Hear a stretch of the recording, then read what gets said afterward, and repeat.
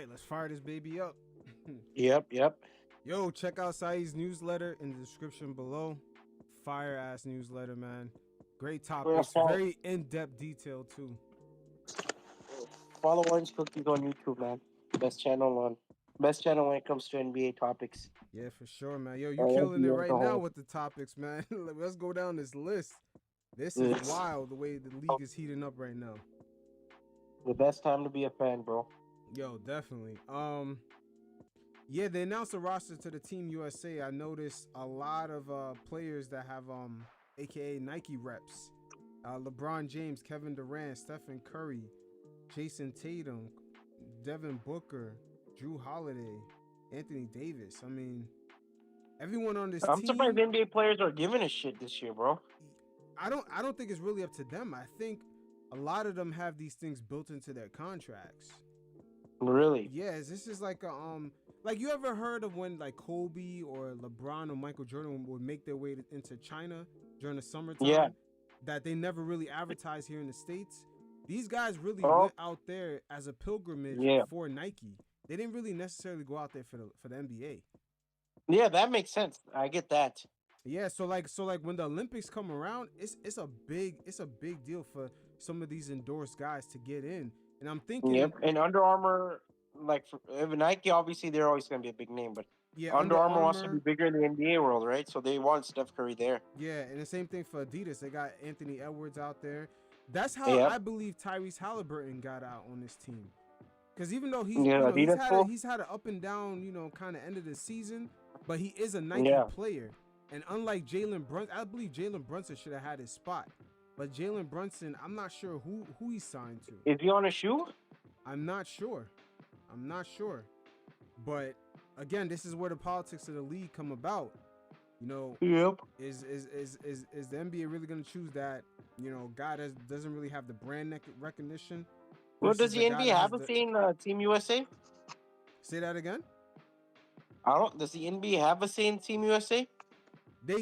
I'm not too sure how it works, but all I know, they tend to send the players that have the sponsorships for the big tournaments, the big gold medal games. Yeah. It tends to be guys like Kobe, like remember how it was Kobe, LeBron, KD, everybody was there, Melo.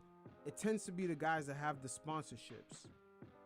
Yeah. That always make that stage. But in the stage like last summer, where they don't really care, they kind of send like, it doesn't really matter who's there. Like the non-sponsor guys tends to be there, or the younger guys. Gilbert Arenas in his podcast kind of alluded to guys having bigger brands than their play on the court, and them having that branding, it matters in their overall superstardom. He kind of alludes to it, and at the same time, he kind of admits that Jalen Brunson should be a lot bigger star than what he is, but he just doesn't have the outside brand recognition. Brunson write the script, is officially fourth in MVP vote. We need to be New York we would need go to be the new narrative writers. New York would be fight, but that's what you need. You gotta be fit. You need, but I'm just saying, you need the market from New York to explode. For sure. Right? You know what I'm saying?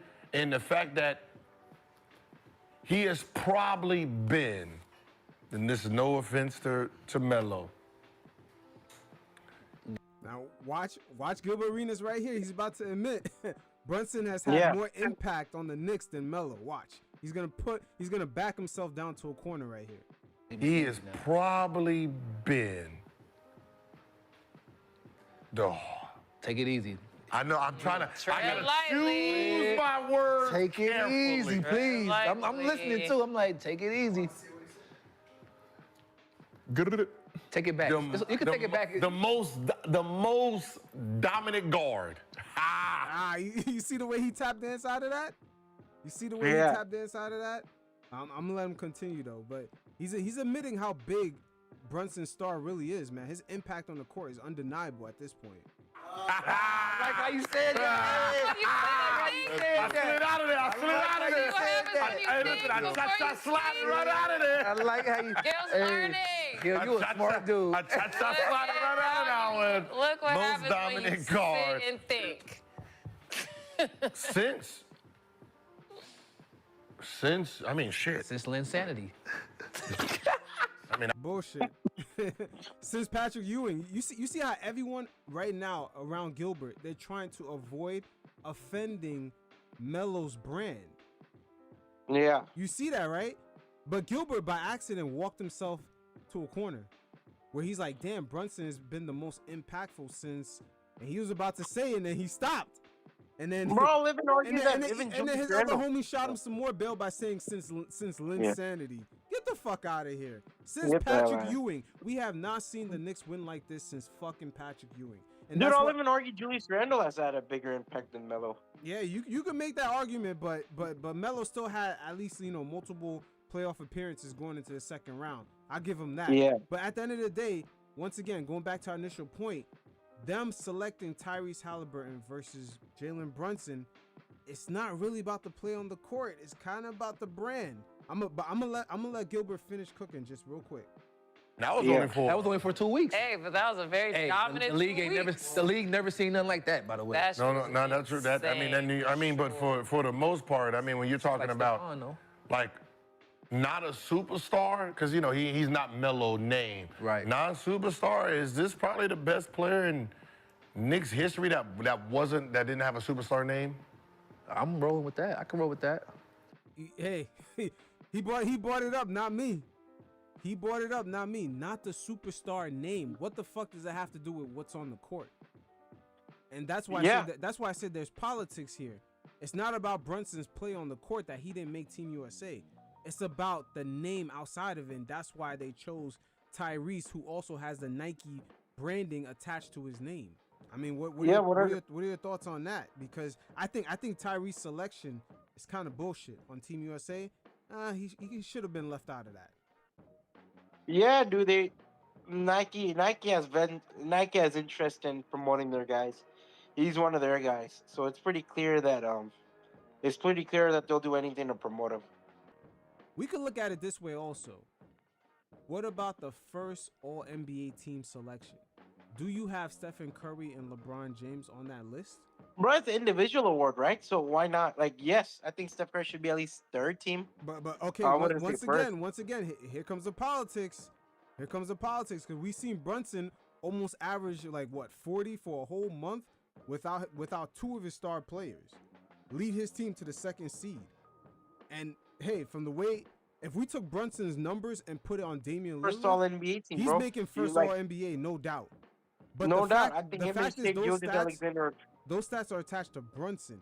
Now, all of a sudden, now it's a question. Hey, does he make All NBA first team over guys like LeBron and Stephen Curry, the 9th and 10th seed? Of course. You know, like, but hey, we're gonna see how these things play out, and this is why I say sometimes, just like how Gilbert Arenas said, it's not necessarily about your impact on the court. It's about the overall star brand. And this is what's really hurting Brunson.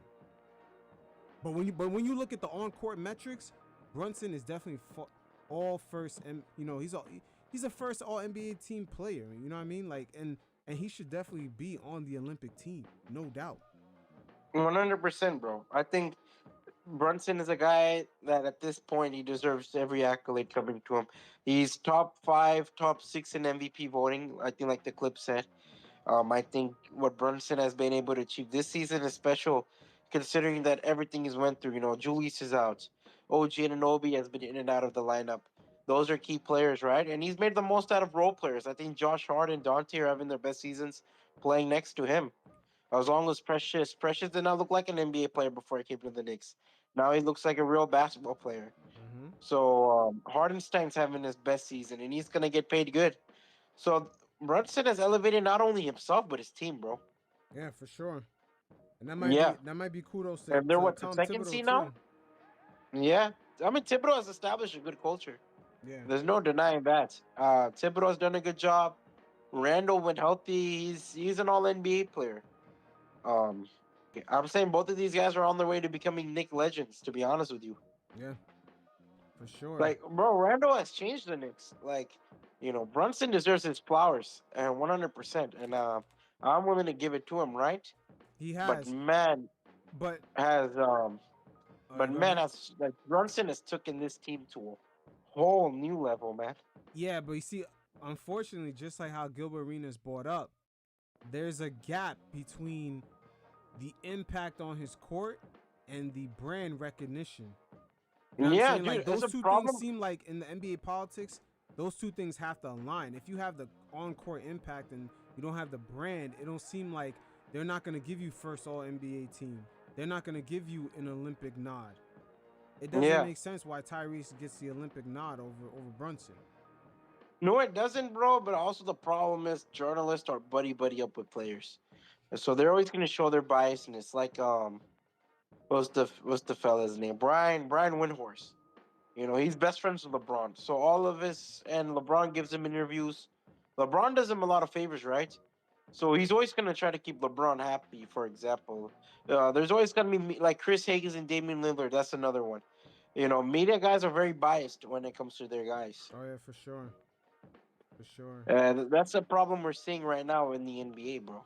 Yeah, I believe, right now the entertainment side of the NBA is kind of spilling over and kind of affecting what's on the court, because especially the stories that are being told, because for the most part they're promoting a lot of players based off of their branding, not necessarily an impact on the court. And I think that's where some of the mix up is with Carmelo Anthony. His brand recognition doesn't match his impact on the court.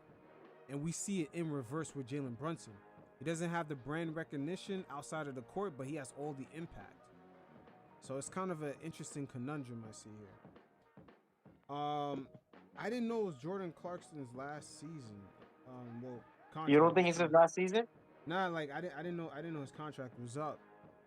See, I remember Jordan Clarkson has signed with them, but he worked out a very unique contract. So he has a player option for this year, for the end of this year, Yeah. I guess. And the So you think the last 2 seasons were 14 million. He has 2 more years left. That's if he opts in. Yeah. But you know what? I think he opted in. He opted in? Yeah, because he would have to opt in by October, before October, whenever the season started for 2023, 2024. Yeah, he opted in. Yeah, so the Jordan- fact that he opted in, he gets paid more this year, which is 23 million. So the next 2 Yeah. seasons he gets paid 14 million. So he has a favorable contract. Yeah. You think the Utah Jazz, with their current situation, will try to move him?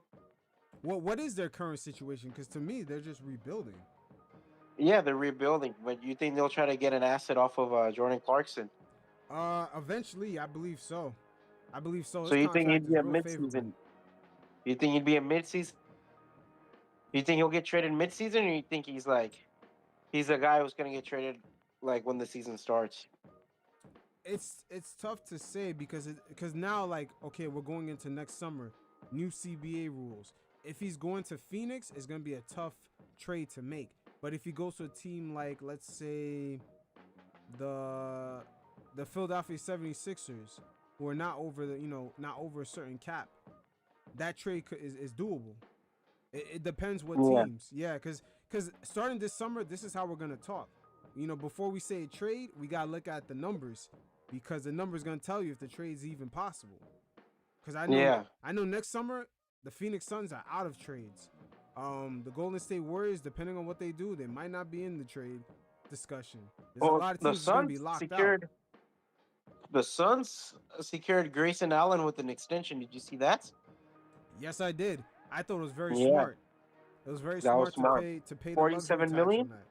Yeah, Not bad. Yeah, because here's a problem with the new CBA. The way the Suns roster is constructed, they are limited to just picking up brand new players on minimum deals. That's it. Yeah. Yeah, so you better sign your guys if they can't afford to lose guys. So if Grayson Allen signed somewhere else and they lost him, the fact that they're still over the second apron in the luxury tax, they can only replace him with a minimum salary player. That's it. And that's very limiting. They played smart. James Jones a good GM, man. Yeah, he is, but I believe what they signed him for 4 years, 70 million. I believe they're gonna pay. I thought it was 47 mil. 47? I thought it was 4 years, 70. Let me check. Whatever they're gonna pay him, I believe they're gonna pay $2 for every dollar into the tax. Yeah, 70 mil. You're right. Yeah, so I believe they might end up paying another 70, or they might even pay 140. Yeah. Whatever his contract is, it's like almost the same amount again in tax. It might be times 2, actually. It might be times 2. So really, he got paid 70, but his contract might be 140. So he played it smart. Yeah, I mean Phoenix had no choice but to do that. If they didn't pay Grayson Allen, it just means that they're telling Kevin Durant, we don't believe in this team. We're just gonna ride this out. They need to ride it out for 2 years at least, bro. No, they're gonna have to pay to ride it out. Yeah, that's what I'm saying. Yeah. They need Durant and Booker together for 2 more years before they move on. Yeah. So, but going back to Jordan Clarkson's contract, that contract is very interesting. The fact that he gets paid $14 million the last 2 years, he opts into that option. So the Jazz are gonna have a favorable contract, but the Jazz have no money on their books for next season, so they might not even trade him. That's the crazy part. But yeah, so you're assuming it's much more of a midseason thing. Yeah, they might trade him in the last year, but I think for now they're good. Yeah. Because what it is now, I think you have to spend over a certain amount. If you spend under it, there might be a penalty for that. And the Jazz right now, I'm looking at their salary. They are definitely under that. I believe it might be 123 mil. They're at 94 million. So yeah, right now they have to spend money. They can't just really start next season with the same, kind of rookie scale contracts. What's your opinion on this whole thing with Bronny? Bro, man, I don't. It doesn't make sense to me. Now, I thought it was very slick the way they did it, though. They said Bronny's gonna qualify to be in the transfer portal at the same time he's gonna declare for the draft. So I don't think if he doesn't get drafted, right, I think he could still play college ball. He's still eligible. That's crafty. That's respectable. Yeah, but they did. My thing is, it's safe, but it's like, what were they thinking? Why not just give him an extra year? Especially considering LeBron just tweeted, "Let a kid be a kid." Yeah, but we don't know how true that is. LeBron be playing. He be playing optics, semantics, all types of shit. I think honestly, that LeBron's kid will get drafted. He will get drafted because since LeBron has a player option, he basically could become a free agent. Wherever his kid goes, if he ends up signing there, even as a minimum, player or whatever it is, right? The net worth of that team will skyrocket so high that I believe most of these owners are going to be chasing it. They're going to be chasing it. Yo, I believe some of their net worths will even jump with them just signing Bronny. Some of these teams' net worths would jump probably up by like 200-300 million if they sign Bronny James. That's how strong the whole LeBron thing is. How does that benefit him? Because, all right, he gets into the NBA. LeBron's gone in 2 years. Teams aren't going to sign him. They're not, but for now, to have that evaluation, I think teams will. I mean, you never know. Some of these owners might be looking to sell. If they could add Bronny James to it and add the possibility of LeBron James joining and then sell the team, they could sell the team for $400 or $500 million extra than where it's already at. Because remember, when LeBron went back to Cleveland, the Cavs they jumped up by like 500 million in net worth. Yeah. So I'm pretty sure LeBron has that effect on these franchises. 100%, bro. I mean, the value of the Cleveland Cavaliers. You already touched base on it. If it's still up there because of him. Yep. Yeah. And those valuations don't tend to go down. It's super rare. No, it's rare. It's very hard, especially when you won them a championship. Mm-hmm. So I mean, I wouldn't be shocked if some owner is chasing at like, hey, they'd be like, hey, I saw Dan Gilbert jump up. His net worth jumped up by like 500 mil. Like, we need to get on that Bronny chain, Bronny James train. Because at the end of the day, the NBA is an entertainment product. So these owners ain't dumb. They're kind of hip to the game. Yeah, they know how to use social media. Yeah. I mean, it's not even that. They just want the net worth bump because they can leverage that in other ways. Yeah. You know what I mean? So, yeah, that whole Bronny thing, they spent years promoting him. I don't think ESPN and all these networks promoted him just for him not to be in the league. Well, they promote it. Yeah, of course, bro. Because he's promoted because he has the name. He has a name, but I feel like right now we're in an era of storylines. The storylines are extremely important. You know, we love WWE too much, bro. Yeah, I know. That's what I'm scared of, like the WWE aspect The spilling Marvel over into the Avengers. NBA. Yeah. Marvel Avengers, WWE kind of aspect to it. Oh, I hate that shit. With the Miami Heat, man, I feel like they don't really care where they land. It's an older team, and Yeah. they really don't care where they land. They're just ready for But anyone. is this sustainable? No, Like, it's is this not. It's no? not really gonna It's work not. past next season. I don't think so. I don't even know if it'll work. I do not expect them to beat the Boston Celtics. You know what? I actually expect them to put up a good fight, and I wouldn't be shocked if they beat the Boston Celtics. Here's the thing about the Miami Heat: we wouldn't be shocked if they got eliminated in the play-in, and we wouldn't be shocked at the same time if they made the NBA Finals. That's how crazy Yeah, this team dude, is. they're a juggernaut team.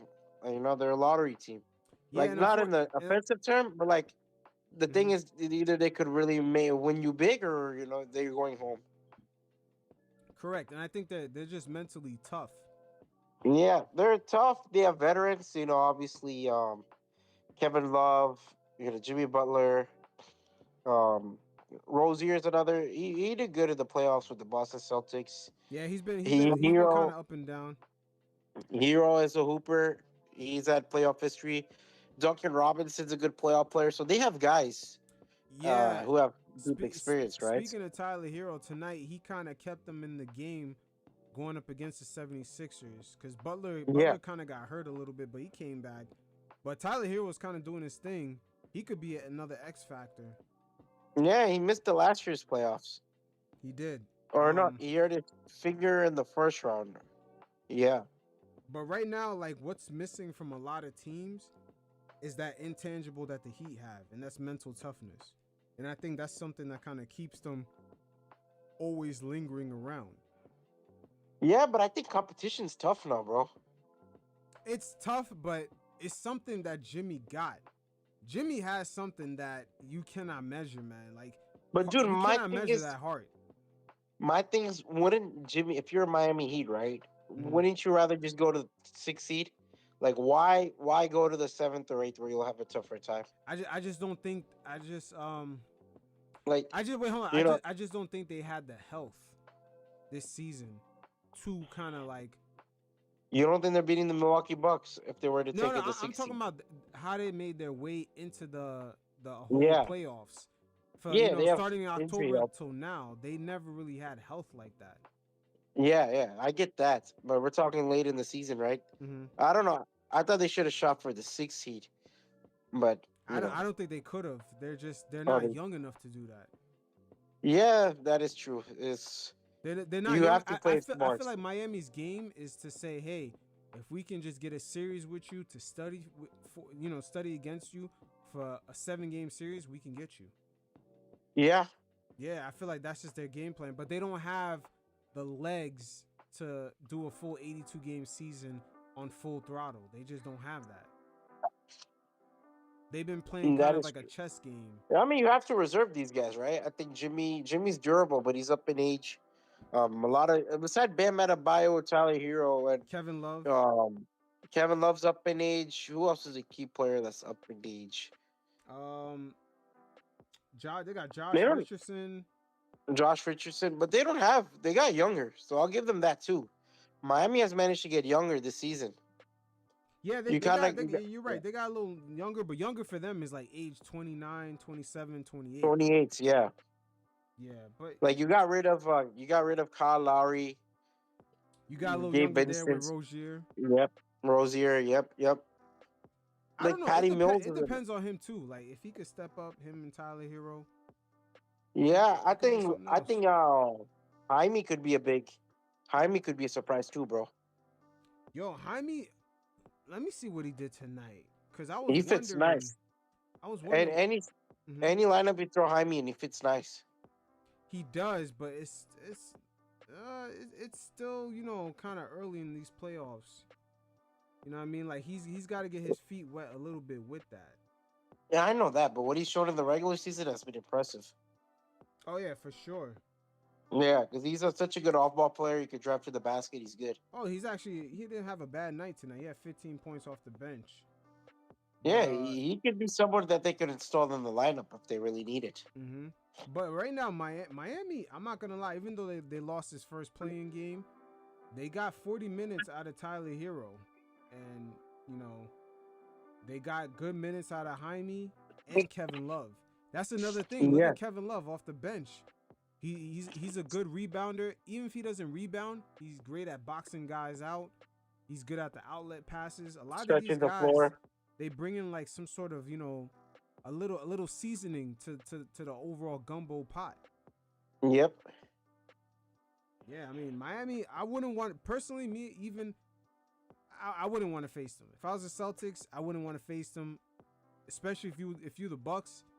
You know, with all that off-ball movement, I wouldn't want to face the Miami The Heat. Bucks got lucky. Yeah, I wouldn't want to face them. Like Miami, it's just something about them. You ever see those old school Rocky movies when Rocky's about to lose, he's about to get knocked the fuck out, and then all of a sudden, And then he wakes the hell up. yeah, he wakes up. That's Miami. At that point, when he wakes up, that is the Miami Heat waking up all the time. You're about to knock them out, and all of a sudden, they get this energy. You're just like, what the fuck is this? That's the Miami Heat. Oh, what? Miami Heat star Jimmy Butler is feared to have an MCL injury in his knee. Tell the Athletic and Stadium the injury could sideline Jimmy for an indefinite period. MRI to come. Wow. Okay, So, that might have been the the blow to Rocky right now. They really can't afford that. They really can't afford that. Wow, if Jimmy's hurt, I mean Jimmy continued in this matchup. That's what they're saying, bro. Oh, I'm looking at him right now. He's hobbling, walking away. Like after the They game. might be done. He might be faking it. I wouldn't be shocked. I don't faking it like this, bro. You remember during the Knicks series last year, Jimmy was out, and then he came back looking all fucking 100%. Yeah, who knows, bro? But oof, that's not good news. Yeah, it's not. And who they get in the first round? They get the Celtics, right? Possibly. Oh, they have to face the Atlanta Hawks and the Chicago Bulls, Oh, yeah, right? the winner of that matchup. True. Yeah. Jesus, man. Yo, the way Adam Silver set up the NBA playoffs now, this is a gauntlet, man. Fuck. Yeah, everyone's fighting, bro. Yeah, man, this is a battle for real. This is a Royal Rumble until June. Like, yeah, dude, it's crazy, but it makes the game much more entertaining. Oh yeah, for sure, for sure. Well, we talked about like the older teams, right? What about like now we're gonna see like the debut of the Orlando Magic and the Cleveland Cavaliers? Yeah. Do you think this will break Donovan Mitchell into superstardom in the playoffs, or do you think this series will determine his future in Cleveland? This series will begin to determine his future in Cleveland because their options are limited going forward in making this team better. Yeah. So that's one aspect to it. Another thing is that will it project him to superstardom? It's going to be hard to tell because is he still injured? Is he still fighting a lingering injury right now? Let me check. He was wearing the mask. You know, the Cavs all season long, Garland's out. LeVert's out. Evan out. Mobley's All out. these guys are in and out the lineups. There's no real chemistry. I think what could happen I believe what could really happen first is that Donovan Mitchell expresses frustration with Garland being his co-star. I think that could be the first thing to happen. And if the Cavs don't end up changing that, I believe he's out. Because that's not gonna work, man. Darius Garland is not really. He's all right, but he should be more in the Mike Conley role right now, or the Jordan Clarkson role. That's really his role. It's not really the second star next to a 1A. And according to let me read this. And according to Donovan Mitchell, right now he's 100%. He's 100%. So there's gonna be Yeah. no excuses because he's going up against a young team, but those boys, man, they got the energy, and then they're scrappy. big. They're big. They're big. scrappy. Yeah, but they can't Yeah. shoot. They can't No, shoot. that's what's another gonna kill problem. them. Their offense sucks. Yeah. So this series could be big for Donovan Mitchell in that regard. I think it's big for Cleveland. There's a lot of pressure for both. Not for Orlando. Orlando doesn't have much to lose, but there's a lot of pressure for Cleveland to make that jump, which is expected of them. Yeah, there definitely is. And Cleveland, I believe they kind of tanked in the last game Yeah, of the they year. think for this favorable lineup. Yeah. Yeah, that's sad, man. They kind of tanked, like, to get the 5th seed. Yo, are they confident about these playoffs in general if they're tanking for a 5th seed just to get Orlando? They tank for the 4th seed. No, wait, yeah, my bad. They tanked for the 4th seed. Correct. Yeah. Yeah, because they played all their they played basically like a G League roster, man. Yeah, dude, it's weird. It's weird how they done that shit. But I also think it's probably smart to say the least. You don't want to go up against Dame. You don't want to go up against Indiana, and you don't want to go up against like Miami, Atlanta, or Wait, Chicago. right there, what does that say about them? They don't want to. You said they don't want to. They're go not up against confident Dame. in their backcourt. Yeah, they don't want to go up against Indiana. Damn, Dude, we saw New York. that's crazy. We saw what Jalen did to we saw what Jalen did to them in that series. Mm-hmm. And that double big lineup, bro, it's gonna be hard. I think the pressure should be on those two to really defend their guys, because then you put a lot of pressure on your front court to actually do something. And as talented as a front court is, obviously, teams are gonna try to draw them to the 3-point line, and they obviously not gonna commit every time.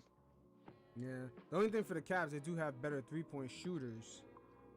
Yeah, They could play that lineup where they have Mitchell and Jarrett Allen with Dean and all the other 3-point shooters. The guy they they got got out of Seth. Miami.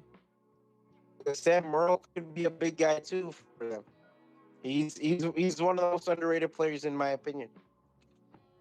Yeah, the Cavs overall, man. I'm telling you, their coach might end up getting fired. I think he's gonna be the fall guy. If this He's doesn't in the work hot out. seat. Yeah, He almost got fired in the midseason. midseason before they went on that crazy run. Mm-hmm. He was almost fired. Yeah, they're gonna. But I'm not gonna lie. Isaac Okoro, he stepped up this season, but I'm wondering if he's. No, he's been a great he's 3-and-D still hot. guy. Is he still Max hot? Truth. Is he? I haven't watched Cleveland in a while, bro. I haven't watched the Cavs, but I watched him like mid-January, late February kind of ordeal, yeah, I believe he might be entering unrestricted free agency. Isaac Okoro. Yeah, I think his contract is 2021 draft, I believe. Yeah, but Yeah. Max Strus, if they do a lineup with Max Strus, Dean Wade, they got Jarrett Allen down low. Stru's been good, man. Yeah, they got to do Donovan Mitchell, a big man, and 3 other 3-point shooters. Yeah. That's how they're gonna kill this team. Because if they get out in front of the Orlando's not really gonna catch up.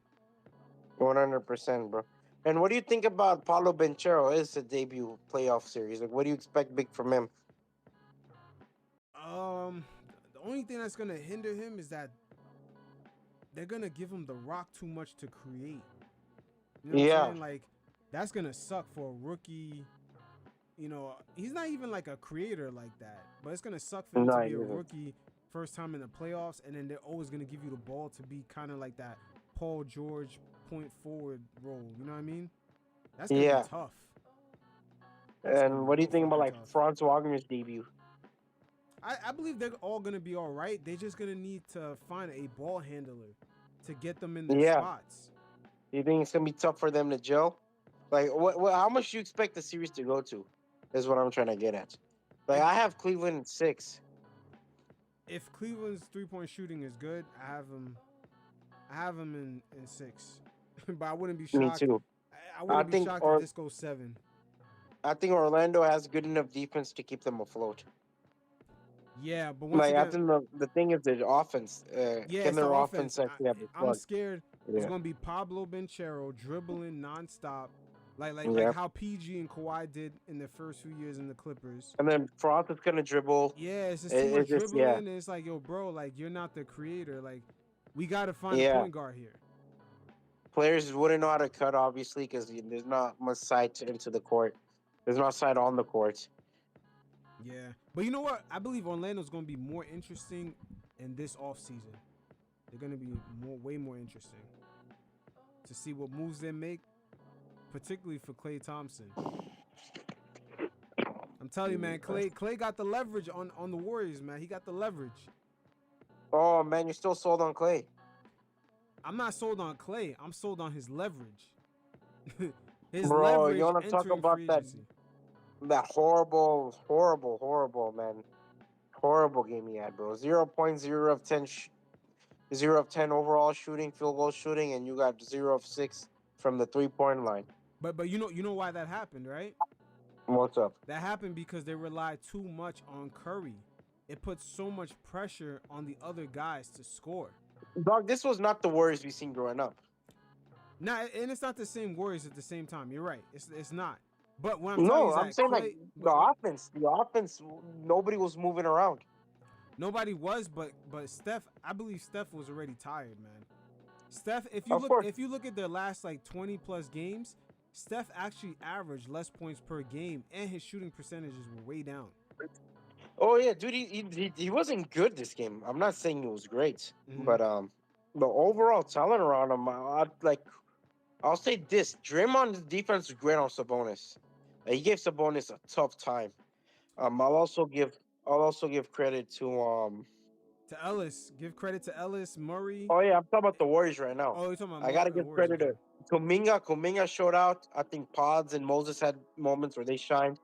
And then obviously for the Kings, you have to give credit to Keon Ellis. Wait, hold on. We can't say Kuminga showed out. Kuminga played like kind of like there was a period where he got like 10 points off of like a that's bench 6 unit. buckets on Sabonis. Yeah, but the thing is, at the end of the day, he didn't match the energy of Murray or Harrison Barnes. No, Like he didn't step up like the like Warriors, the nothing. Kings role players.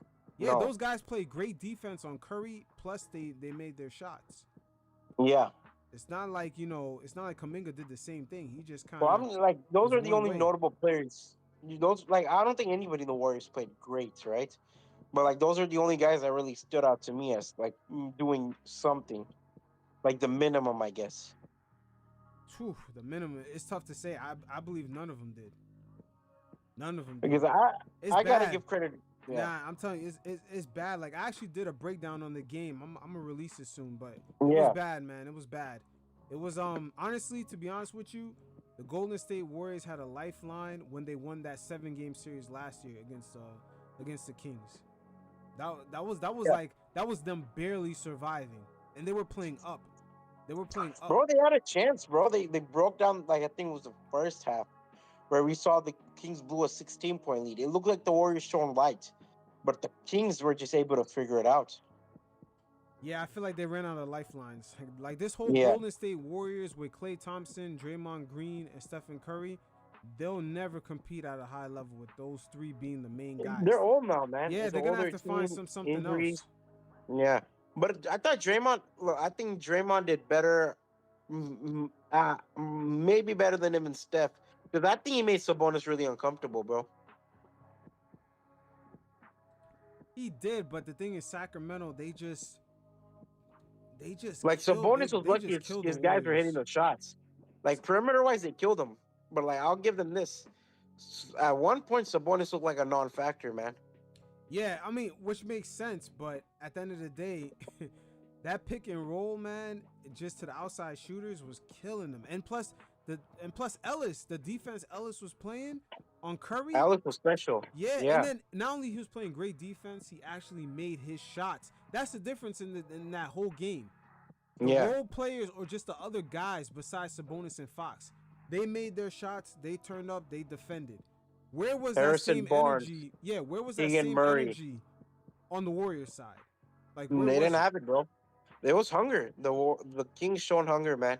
And this is without their two best players too. That's the most like Yo, ironic part. and that's the part that exposes These Warriors, they're nowhere near No, where they're no supposed to be. Oyster, no Malik Monk, and you're still able to like push it through. You know? Yep, and Malik Monk was the person that was killing the Warriors last year with his speed.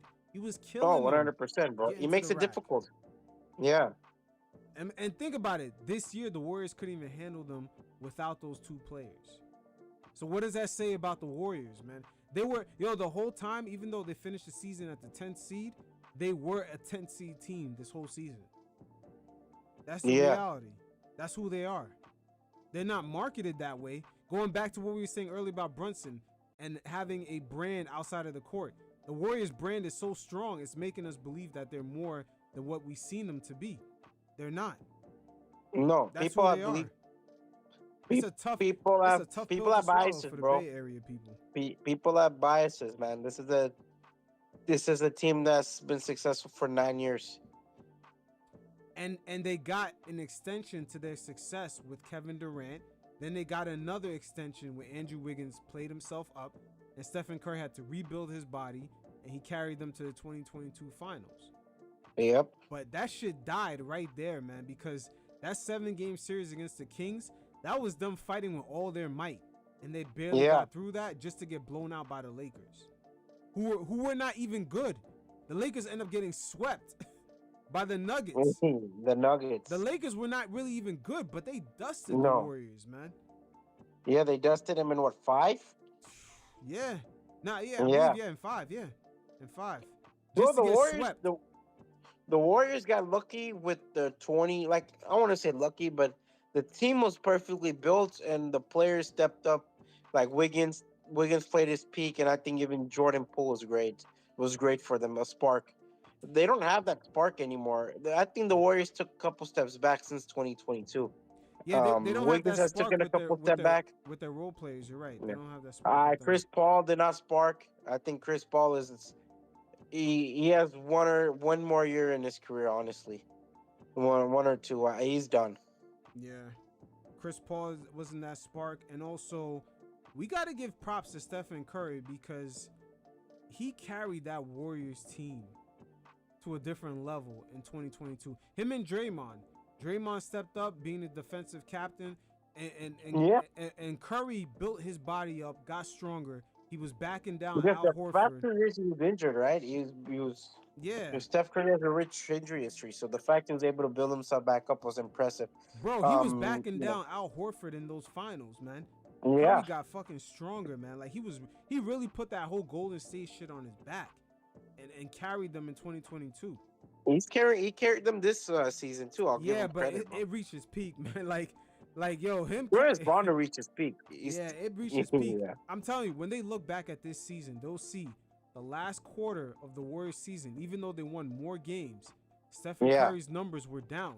His shooting percentages were down. His points per game was down. He was gassed. It's done. He was already gassed. And then his performance against the Kings in the play-in showed you that.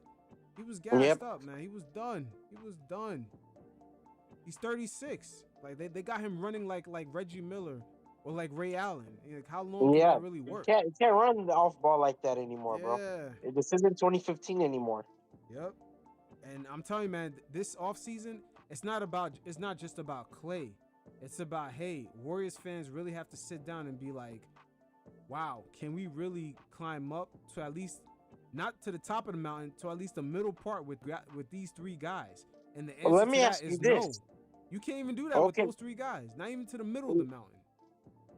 Let's say we move on from Steph Curry. All right, let's say we move on from Klay, maybe even Draymond, right? Do you think Kuminga is a guy? I think Draymond and Steph stay. No, I agree, but I'm just throwing a hypothetical. Even if we throw out Draymond, right?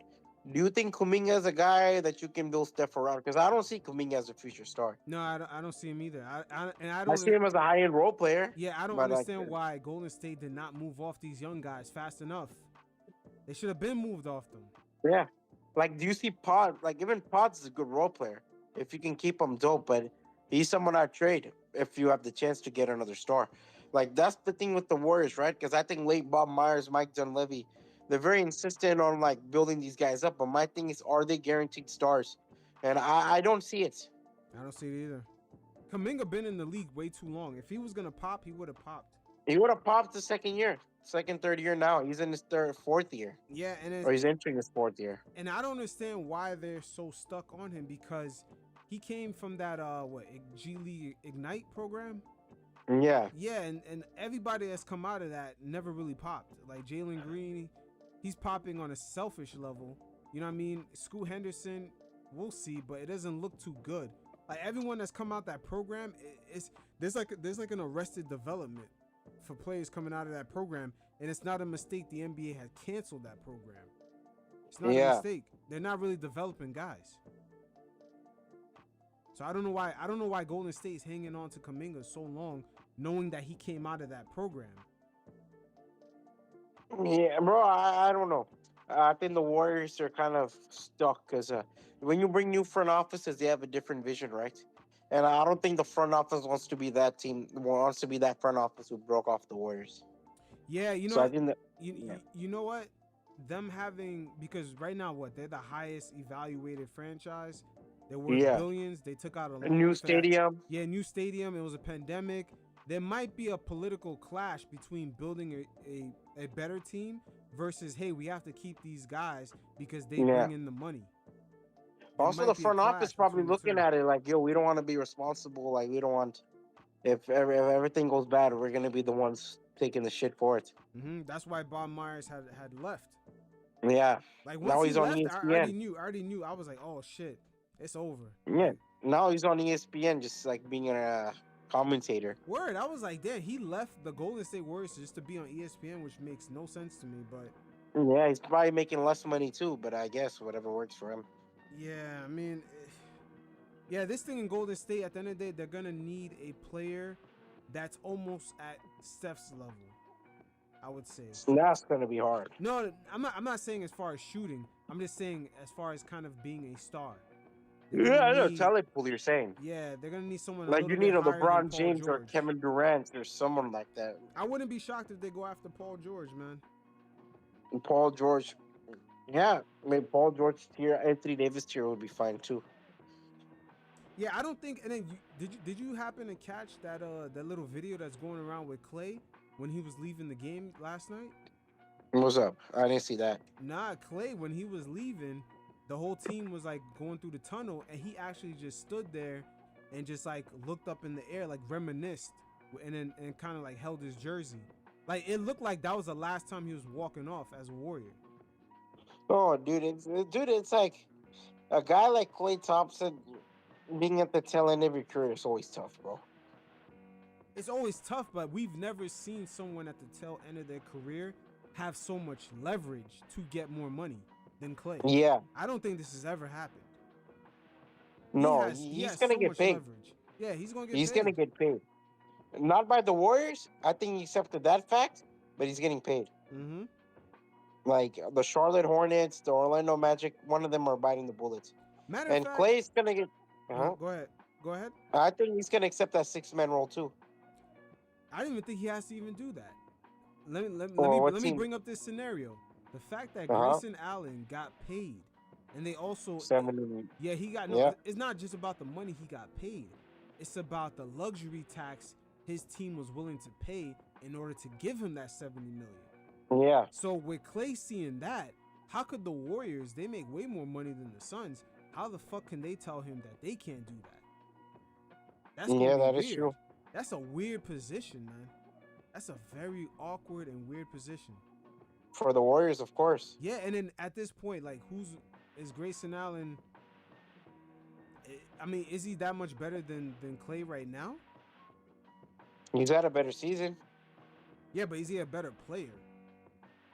He might be. Who knows? He might be, but it would be by inches. You know what I'm saying? It's not a mile ahead.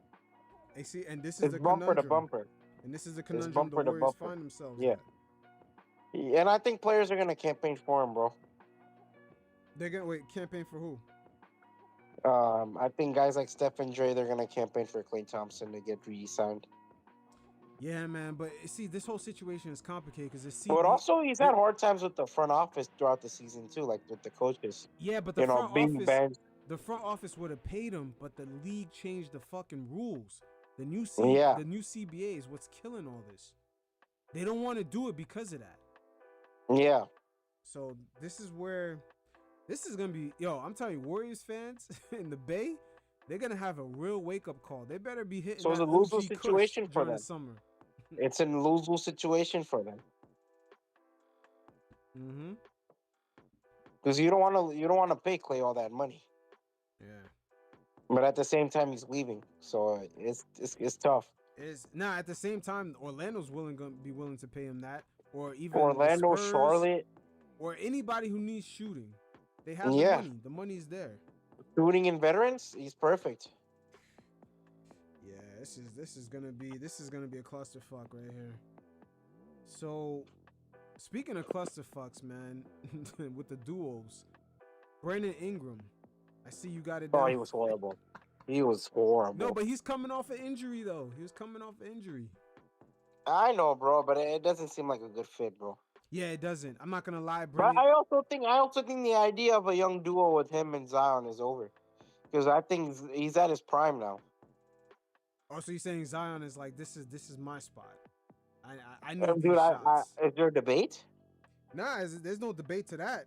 But I'm wondering, can Brandon Well, Ingram evolve? Can he Well, evolve? how his much game? more? Like his peers have passed him up. Yeah.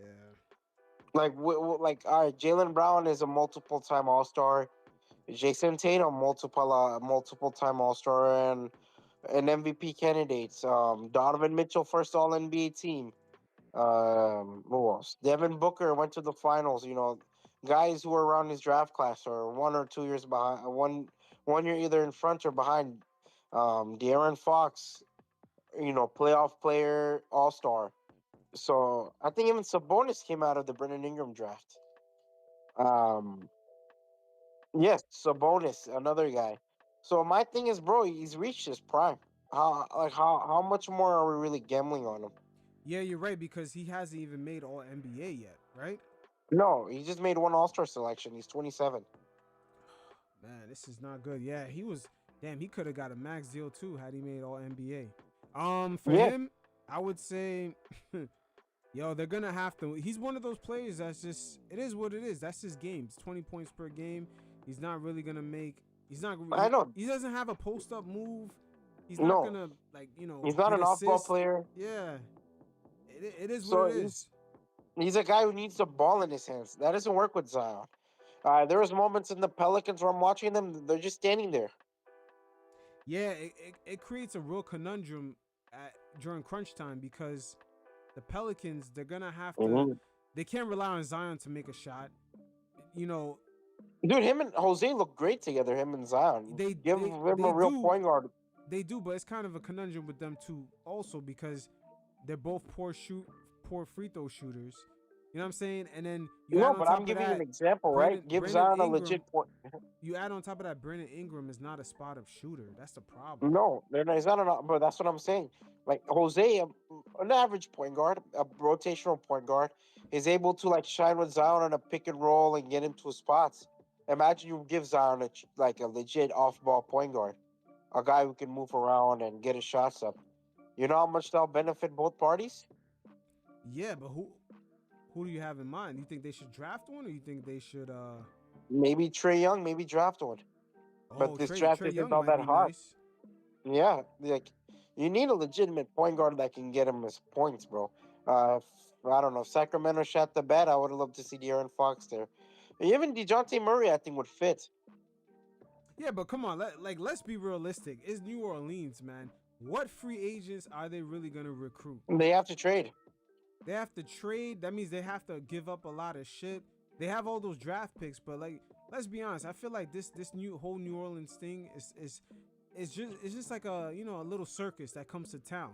Like eventually it's gonna leave, and when I say leave, I mean Zion's eventually gonna leave that. He's gonna leave that, but I think he gives him more layroom Yeah, but we really because he hasn't been healthy.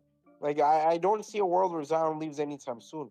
So with the time he's giving you, you might as well just give him a legit roster. But let me ask you a question. When was the last time we seen New Orleans actually sit there and build up a legit roster. We haven't seen that since we never really seen that. No. Yeah, it's always seems like, hey, let's just get this guy. We can sell tickets with this bunch of No, I these get group that, of bro. But players. That's what it always yeah, seemed like. I get that, but it's like, all right, you like. I think they the way they've been able to rebuild. I wouldn't say it's horrible, but it's nothing special either, right? You guys they never really lucked on help. But at this point with Brendan Ingram, he's not your second star on your team anymore. I don't see it as that. Hey, I don't think he can compete with any other second star in the West. I think the West has better second stars. Jaren Jackson Jr., Anthony Davis, DeMontis Sabonis, Paul Rudy George. Gobert, Karl Anthony Towns, Paul George, James Harden. Who else? Who else could I name, bro? I mean, Yeah, but what does Ingram do well besides score? nothing. Yeah, that's the problem. But Like, that's the problem. It cuts right into Zion Williamson's possessions. Bro, that's been the problem for a while now. You kind of need Zion to have the ball. And Zion's a good off-ball player. Don't get me wrong, right? But if there's no one to set him up, it's no point. yeah, Ingram is not going to set you up. Ingram, the problem No. is he's not even going to post up. Yeah. There's no post moves. There's no even rebounding. Rebounding is No, kinda he's like iffy. He's like a Michael Beasley kind of player. Oof, that's not gonna really work. And Michael's a good one-on-one player. Yeah. So, what is his contract situation? Like even CJ, I don't think CJ is a reliable option too. Oh my God, CJ took way too many, but I can't blame him. They had no other options. CJ had to take all those shots last night. That shit was brutal Bro, to watch. the fact is, it was like at one point I came to the realization that Trey Murphy Jr. might be the second best player on the court. Jose Alvarado and Trey Murphy were the second best players for the Pelicans, bro. Second and third. You know how disappointing that is? Yeah. Like Trey Murphy showed up in the fourth. Yeah, and when he hit that, yeah. And they still have to pay CJ McCollum up until 2026. God damn. Yeah, and CJ sucks. So they need to bring a real playmaker in. Jose and Trey Murphy, they're good options, but they just don't have a real playmaking guy. They don't have a real playmaker in the Pelicans right now. And I think Point Zion can work, but the problem is you have no shooters around him, no shooting second option around him. Wasn't who got injured? Was that Trey Murphy or Herbert Jones? One of these guys was supposed to be their shooters. Herb Jones is still on the starting lineup.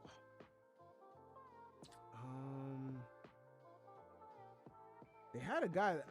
Maybe it's Hawkins. Talking about the rookie? I believe Hawkins. They have a couple guys that can shoot threes. Yeah, Trey Murphy can shoot. And don't get me wrong. A lot of these guys I believe Hawkins shoot. also. Hawkins can shoot. Trey Murphy can shoot. It's have Dyson shooters. Daniels who can. Dyson Daniels. Yeah. I believe he's the person. He might start from time to time because he's a good defender, but I don't think he could shoot. But dude, my thing is these aren't real second options. Yeah, but when you look at their roster, they have way too many guys they're paying. CJ McCollum, Yeah, they $33 do. million. Trey Murphy. You got Brandon Ingram, another $36 million up until 2026. I think Murphy's getting paid too. Other than Trey that, Murphy. Murphy's under a good deal. He got an extension. Yeah. But regardless, he got an extension. Yeah, he got an extension. No. Nah, it looks like he's still under the rookie scale. Oh, okay. Either rookie scale or he's getting paid like $4 million a year. But dudes, regardless, man, like there's no like they have a good look. I like the role players, but they need a real second option. Until then, the Pelicans will just be like a 5th to 8th seed. Yeah, I think it's the CJ McCollum thing. It looks good on paper because CJ was next to Dame, but the reality is that CJ on most he's a lot older. No, it's not even his age. On most good teams, even in his prime years, CJ he was once a sixth again. man. Like I said before, CJ would be in that role of Mike Conley / Jordan Clarkson. Yeah. That's a real harsh truth for a lot of fans. Some of their like second co-star guys, they really should be in those roles. If their team is competing year in, year out, deep into the playoffs. And CJ McCollum Yeah. is one of those guys. He needs to be in a more reduced, off the bench, averaging 14 points a game role. I agree, bro. Yeah, because outside of Portland, I could have never seen him getting that same role that he had next to Dame. I couldn't see Yeah. it. Taking all those shots, averaging 20 plus a game. I'm just like, I think Terry Stout's offense was just catered towards those back courts. yeah, but CJ, once he left Portland, he was never going to get the opportunity again. And Yeah. you seen it last night. The shots he was taking was like, yo, bro. Like that. But I don't blame him because they didn't really have any options. No, they didn't, bro. But like I said, bro, you like at this point they have to move on from. I think at this point you kind of have to do a minor like a pivot. Yeah, but what do you think about Zion? Do you think like his body type, injuries is just something that's always bound to happen? Yeah, I think so. Yeah, man. He looked great last night. I'm not gonna lie, I was He excited he for lost him. the weight, Yeah, he did. I was and excited. I think for that's him. another thing. I think now this is a boost for him to actually like keep his balance up. But I feel like his build, his body type, these type of I think he needs injuries to is learn how bound to to shoot happen. too. He needs to learn how to shoot a little. He was taking a couple of jumpers yesterday. I was shocked. He was taking a couple of jumpers. Yeah, but I feel like he needs to really get comfortable being outside of the paint. I like his aggressive style. Mhm. Don't get me wrong, but he needs to learn how to like maybe, shoot. He needs to learn how to maybe shoot outside, shoot the mid range, shoot the three. It makes it easy on his body, makes it easy on him. Yeah. It's tough because Zion, once again, he's just one of those guys. Like you could tell he's used to playing like that, but after a while, the 82 game season is gonna wear on those big ass legs, man. Yeah, What is he, bow legged? I think he's bow legged. So it's gonna be tough. he's bootlegging. Yeah, like the certain people, like it's like their knees don't, or their legs don't really line up straight. Like you see the way he wobbles when he walks. Yeah. Yeah, he's naturally like bow legged. Oh, okay. Yeah, so I'm not sure. I've never really seen another NBA player be like that with that size, 260 plus. I've never seen that before. It's gonna make him lose a lot of weight, bro. But also, I think it hurts him a little bit because of how physical he is. Yeah, I feel like he needs to wait. That's a double-edged sword.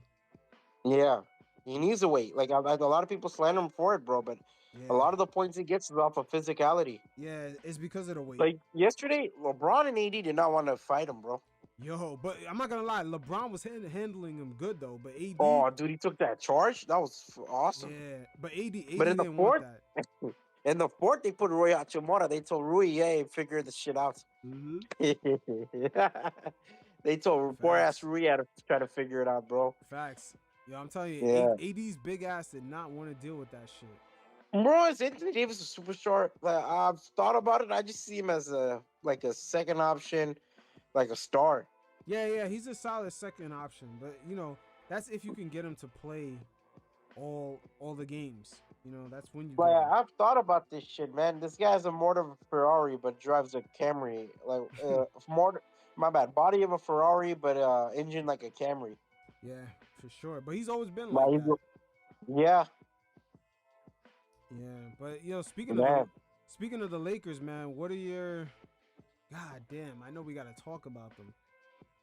Yo, are they about to get swept 2 years in a row, man? They're dude. Honestly, I'm not sold on the Lakers. Yeah, I think they're about to get swept again. Like, I hate to say this, but the way they blew that lead yesterday, and the way they struggled with just Zion Williamson, Just scoring. yeah, I do not see a world where they're beating the Nuggets. I think Jokic outplays Anthony Davis anytime he sees him too. Mm-hmm. Oh yeah, he does. Yeah, I think the Lakers will come in hungry, but I just think the Nuggets have that discipline to beat them through. Maybe one game if they're lucky, but I don't see it. Yeah, the Lakers were kind of playing it very I would No more Dylan Brooks. I would say last night the LeBron, he was being very methodical with these guys. He was being very strategic. You know what I'm saying? Like he was LeBron he was played picking solid his spots. 3 quarters. Yeah, he was good the 3 quarters. My thing is, what the fuck, Anthony Davis? No, I'm not gonna lie. Anthony Davis was quiet the first 3 quarters, but towards the fourth, he had the block, he had the offensive rebound and the putback. Yeah, He started doing Anthony Davis shit towards the end of the game, but I don't know why he But- disappeared. and that's what I'm saying. It's a worrying thing, right? Because now you need him. Like this series, you need Anthony Davis to show up. You need that 2020 Anthony Davis. Yeah, I don't. Nah, that 2020 Anthony Davis. It's long gone. I would say the health is long gone. It's still there, but the health is just long gone. I just don't think he will do it, bro. Even if he wanted to, I don't know if he'll. I don't know if he'll do it. Like, if he wanted, oh no, let me retract. If he wanted to, he could, but it doesn't seem like he wants to. I don't know why. Yeah, it could be because of injury. But what I was gonna say, the Lakers about to get a real wake up call. Oh, dude, it's ugly. Yeah, I they're about to think get a real wake up Pelinka call in and that Pelinka Denver and Vinny series. will be forced to do some shit. Cause you see the same wake up call the Warriors got going up against the Kings. The Lakers about to get Yeah. the same one.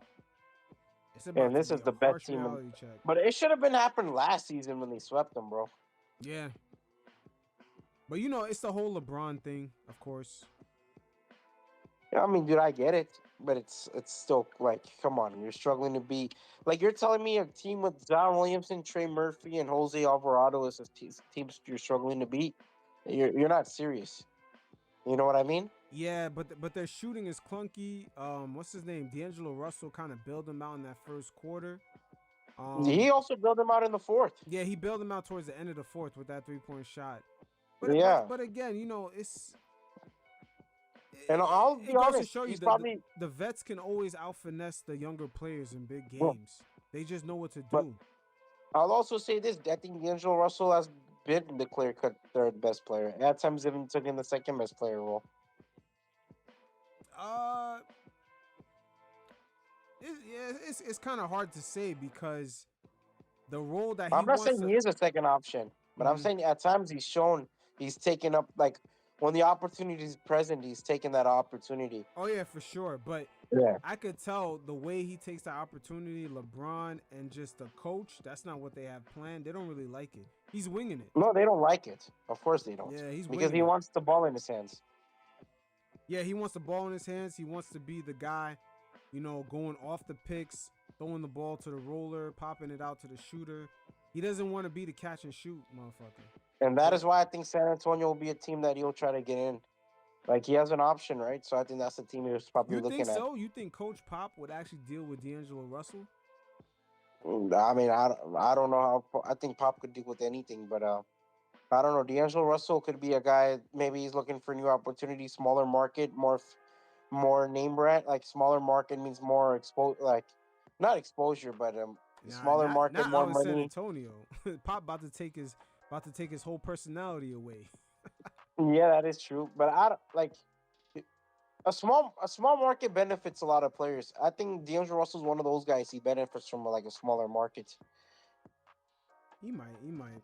But Yeah. I don't really see Pop taking D'Angelo Russell. It's just like the fit. It's just like this guy at times he wings it. And You need a guy who can set up Wemby, right? And I think D'Angelo Russell's the most ideal guy. he can, but who's the other guy he's setting up that's gonna pop out? That's about it, bro. They just got to build around Zion. I mean, not Zion, my bad. Wemby. Victor Wembanyama. Yeah, but the Spurs got a number of questions they gotta ask themselves because I don't know how slow they're going in this rebuild. Yeah. I mean, dude, they have all the time in the world. Nah, they really don't. They really What, don't. 4 years of they have 4 years of Wemby. Not really, because I think Wemby's looking at his competition, Chet. And it's like, But Chet's not in competition, bro. yeah, Chet is his competition. What you mean? Bro, come on. He's a whole level ahead of Chet. His competition, like, next season is gonna be like those MVP caliber players. Oh no, I know what you mean, but what I'm saying is that he's looking at it like, hey, this is both our first years. Yeah. It's April. I'm at home. And But it's dude, he's April, walked into you're a better over there situation. playing in round after round. That's how The he's looking at it. He's looking at it like, yo, you're getting all this But it- playoff experience. Meanwhile, I'm sitting at home. But is that a fair? I don't know if that's fair though, because Chet's walking into a team that's already has an established identity. True, but I'm just thinking Like, just yeah. from that's just my observation of Like Wemby's Chet's just a personality. third option. Yeah. Like I think I've so. noticed that Wemby has come into the NBA, even though he's French. You know how us Americans, we kind of Yeah. we We think view he's- them as soft. Yeah, no, we don't really view him that way. We view him as an international quiet guy. But in reality, Yeah. he's come into the league gunning for the #1 spot. I'm just like, Yeah, yo, that's what I'm saying. He's calling we out all Rudy can't be Gobert. fooled He's here. calling out. Wemby wants that Yeah. that Michael Jordan portfolio, no doubt about it. I mean, he's willing to fight with. He's willing to take a tussle with Rudy Gobert. He's willing to do it with Joel Embiid. He's going for the top of the crop. Yeah, he's willing to toss the Yeah. ball in the crowd when Jalen Brunson after that 60 Yeah. point game. Like, yeah, I'm telling you, Wemby. So that's why I was confused with your Chet statement, because I feel like he just passed up Chet. Like, I don't even know if it's like a fair race anymore between those two. It's not, but he's gonna look at it like, hey, it's like, let's say after next season, if the Yeah. Spurs go through the same thing, he's gonna look at it like, hey, we both played 2 seasons, but yet you have 10 playoff games experience than me. You know what I'm saying? Yeah. Like, after a while, he's gonna start looking at it like that, and he's like, yo, that can't happen again. After a while, he's gonna go up to Pop and tell him like, yo, that can't happen again. He got to be Yeah, in the I mean, mix. dude, I think by season, like, I think this offseason they'll do something. But like, all right, let's say the 4 years are done, rookie year. The Spurs will have the option of matching everything, so he'll probably take a contract with the Spurs. I mean, yeah, of course, he's gonna stay in San Yeah. Antonio. That's where he's gonna get the most success. But there might be that little whole. You ever see like the NFL players when they have like a holdout or like they're bitching about getting more players? Yeah, better but the team? NFL, That's gonna be life. That's gonna be Wemby. Wemby's gonna be bitching. Hey, Pop, going to the media. Hey, when we gonna get better? Yeah, I mean, dude, that is true. I wish more players do it. To be honest with you. Yeah, but Wemby's Yeah. not here to coast. That's No, all he's I can not. say from my observation. He's of a Wemby. star. Yeah, He's a star. he's here for the Michael Jordan portfolio. And That's he all I can deserves say. the Michael Jordan portfolio. Yeah. But it took Mike a long time to become Mike. True, but you remember how when LeBron came to the league, everyone knew he was gunning to be better Yeah. than Mike. I feel like Wemby came in the league gunning to be better than everybody's record, but nobody is really acknowledging it. That is true. Yeah, it's a difference. Like LeBron came in, everyone's like, oh, he's gonna try to beat out Michael Jordan, and it's like Wemby's here, people just like, oh, Wemby's here and he's doing whatever, but it's like, yo, he's really gunning for the dude's position. He's gunning for Yeah. LeBron's position, everybody's position. Well, nobody had marketing like LeBron. Yeah. Well, speaking of guys who are just gunning for things, right? Gunning for achievements. Is Luka Doncic finally beating the ghost of the Clippers, which has haunted him for years? The Man. ghost that is the LA Clippers has been haunting him for years. Man, it depends on Kawhi Leonard, boy. It depends He's on hurt. Kawhi Leonard. Say that again? He's hurt, right? Yeah, it looks like it doesn't look too good, but I mean, the Clippers are kind of secretive about that shit, but it really depends on Kawhi.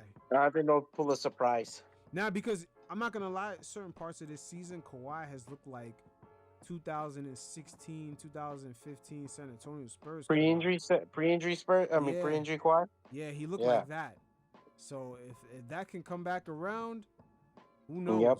But the Clippers, they got a number of things going against them. They take a lot of tough shots.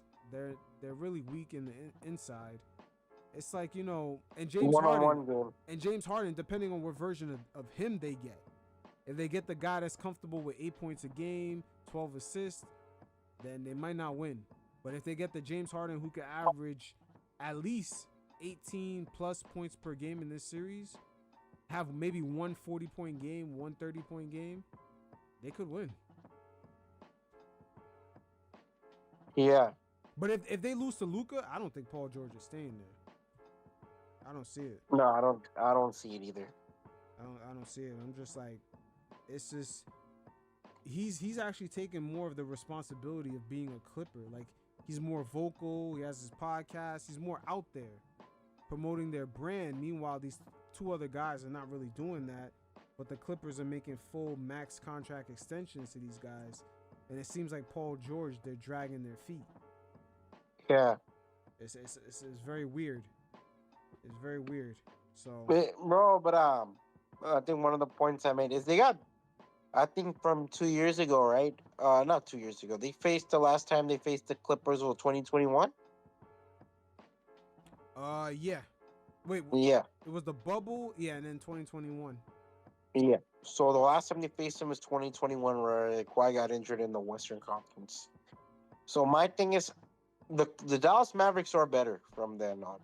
They got better every position. They got Daniel Gafford, a rim protector. They got Lively Jr. Lively, who can be another pick and roll big. You'll bring in PJ Washington. That's if he You can know, continue shooting threes, PJ. yep, PJ got to stay yep. hot from down there. But my point being is they've improved in the forward and the center position.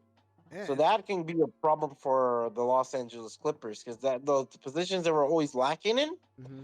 now the Dallas Mavericks has improved on. Not only that, they brought in a legit second option in Kawhi Leonard. Plus, I mean, not Kawhi Leonard. Kyrie, They brought in a legit second option in Kyrie Irving. which Plus is the Tim biggest Hardaway X factor. Jr. He's the biggest Yep. X factor. Plus Tim Hardaway Jr. always played great against Tim The Hardaway Clippers. Jr. always played great against the Clippers. Now I have a question for you because in this series we're gonna see who's gonna be willing to defend because at some point James Harden is gonna have to defend. You know what I'm saying? Yep. You got The team is Luka. big. Yeah, you got Yep. Kyrie. You got other guys that are shooting. So he's gonna have to defend out in the perimeter. But what about in the inverse? Who's gonna defend for the Clippers? Is James Harden gonna defend? No, you need scrappy guys. Yeah, because think about what's out there already. There's Luka, there's Yeah. Kyrie, there's a bunch of pick and rolls. Guys got to communicate because Luka on these pick and rolls, man, he's picking teams apart. Yeah. I So- think guys like Marcus Morris and guys like Nicholas Batum we missed. Man, do we see James Harden stepping up? Defensively? Nah, I mean with this track history, no. But you kind of feel wish he does. I feel like he can't afford not to. Like he doesn't have to be a defensive guru, but he's gonna have to be out there communicating, trying to understand how to get through these screens, whether to go over, whether to go under. There's gonna have to be some communication. Hey, switch. Hey, go this way. Hey, go that way. Like if James Harden is just gonna be playing that James Harden defense, yo, Luka and Kyrie gonna have a field day. Yeah. It's like both in this series, both teams have perimeter players who don't really like to defend. Even Kyrie. So it's almost like on these switches, what are gonna be the matchups? This is gonna be a very tactful series. I believe this is gonna be the best series in the first round. Oh, 100%, dude. It's the most interesting series in the first round. Yeah. Who's switching on who? Who's guarding who off the switch? How is Luka making these reads? Like, it's going to be fucking nuts. James Harden, too. How is he going to make the reads? He's really good at making the passes just as well as Luka. So, dude, it's going to be such a fun series because it could go either way. But it's like, it's the most even series I could think of, bro. A lot of people think it's even, but I really got to see how Kawhi is. Who are you leaning towards? I would say if Kawhi was looking like how he was in around like January, December, it's gonna be Clippers. Interesting. Because also, because you know why? Because right with the Mavericks, you have to bet on PJ Washington. You would have to bet on Tim Hardaway. So you're Jr. leaning towards Clippers and what? 7. Oh, okay. I you know what? I'm leaning towards Dallas and 7. Wow. I don't believe in James Harden. Do I believe in? I'll say this. I think James Harden might edge out PJ Washington just for the fact that PJ Washington never played for a team worth of shit. Yeah, I mean, I'm not wrong. you're not wrong, but he has played well towards the end of the season. You know, after No, I after get getting that, but I'm adjusted to saying, being bro, in Dallas. yeah, but playoffs a different animal, bro. Yeah, it is a different animal. It is a different animal, but at the same time, he's lucky. He has a cheat code. He has Luka. Luka's gonna That draw is a bunch true. of double teams. It's gonna be different looks. Also, what do you? Okay, so you made that clear. Did I also mention? I mentioned my prediction for the Lakers. I'll mention my prediction for this too. I got the Dallas Mavericks in 7. You got the Mavericks in 7, and what'd you Yeah. say for the Lakers? I got the Lakers The being Lakers swept. had sweep. Yeah, sweep too. Yeah. Lakers being And then swept by Cleveland, Denver. I had Cleveland in 6. Oh, the Pacers and the Bucks. Ooh. Yo, another. Wow, these first round series gonna be the They're death. fire. What This is the fire. Fuck? They are fire, man. I'm not gonna lie. The league is lit. Wow. Indiana Pacers, the ball is on their court. I'm not gonna lie. I don't care. Like the ball's on Tyrese Halliburton's court. You think so? Oh, dude, come on. Who on the front court do you trust to guard him? Okay, that's a good point. But also because he's been playing like shit towards the end of the season, do you think that will matter? Yeah, maybe it could. It could matter. Yeah, I because think I would say Giannis at 50% could be Halliburton with a I think so too. Yeah, with a full healthy Pacers squad. They don't play no defense like that. No, they don't. They're a very good offensive team, but that's the thing. That's the big question mark is Giannis. Yeah, it's Giannis and also the Because Giannis defense. is not only the Bucks' offense, he's their defense. Yeah, he's a defense. So when you're on both anchors out, Yo, like if Giannis, you're man. Tyrese Halliburton, the rim is open for you, right? And Halliburton was making big statements before the season started. Let's not forget. True. He You was. remember he was like, "I'm tired of not being in the playoffs." He put the pressure on the Indiana Pacers. By extension, he pressured them to make that trade for Pascal Siakam. So you know the thing. It comes down to this. Now, did the Pascal move actually make them slightly better at defense? No. Yeah. Well, Which my is- thing is, bro, they should already be good at defense. You have two great defenders on your team. Yeah, in the middle, right? They have Turner and they have Pascal. Yep. So I think the problem is the lack of veterans, right? I think that's been a big problem for them. Yeah, and then they lost what's his name? The Haitian dude, Buddy. Mathurin. Benedict Mathurin. Yeah, Mathurin. Yeah, they lost him. Yeah. Yeah. So I think the court's open for and I think Rick Carlisle, one of the greatest coaches of all time, by the way. Yeah, this series it has a lot of rival This could be energy. nice. Yeah, this because could of be a the- heist for them. Yeah, because of the play-in. I don't know what's Yeah. Giannis' situation. All I know, let's just say Dame was out and Giannis was playing, right? Let's say the shoes were on the other foot. We reverse it. Nah, Bucks and 6. I would say the Bucks would easily win that series. Yeah, Whether it's Bucks and 6 or 6. 7 or whatever you think. But I would have No. I would have the Bucks winning. But the I would fact have, is, dude. Will you be confident? yeah, but Yeah. the way it is right now with Dame couldn't even hold on to second seed. I think So- the idea of Dame carrying them over the top, especially with without a defensive anchor, it's unserious. Yeah, it's unserious. Oh my God, they're really gonna start Beasley and Dame. Dude, they're the cooked. backcourt. Like they're fucked. I don't know what else to say, bro. This Shit, is man. is going to be a war crime out there. You know, Yeah. I think this is for him, for for Tyrese Halliburton. It proves if he's a fraud or if he's the real shit. Yeah, fuck. For me, at least. This they- is your fucking dog. This is heaven for you. Yeah, this is sort of like a. Yeah. I wouldn't be shocked that Obi Toppin had 40 points one of these games. That's how bad Yeah. Bucks defense is. It's just and they got 100%, Doc bro. Rivers.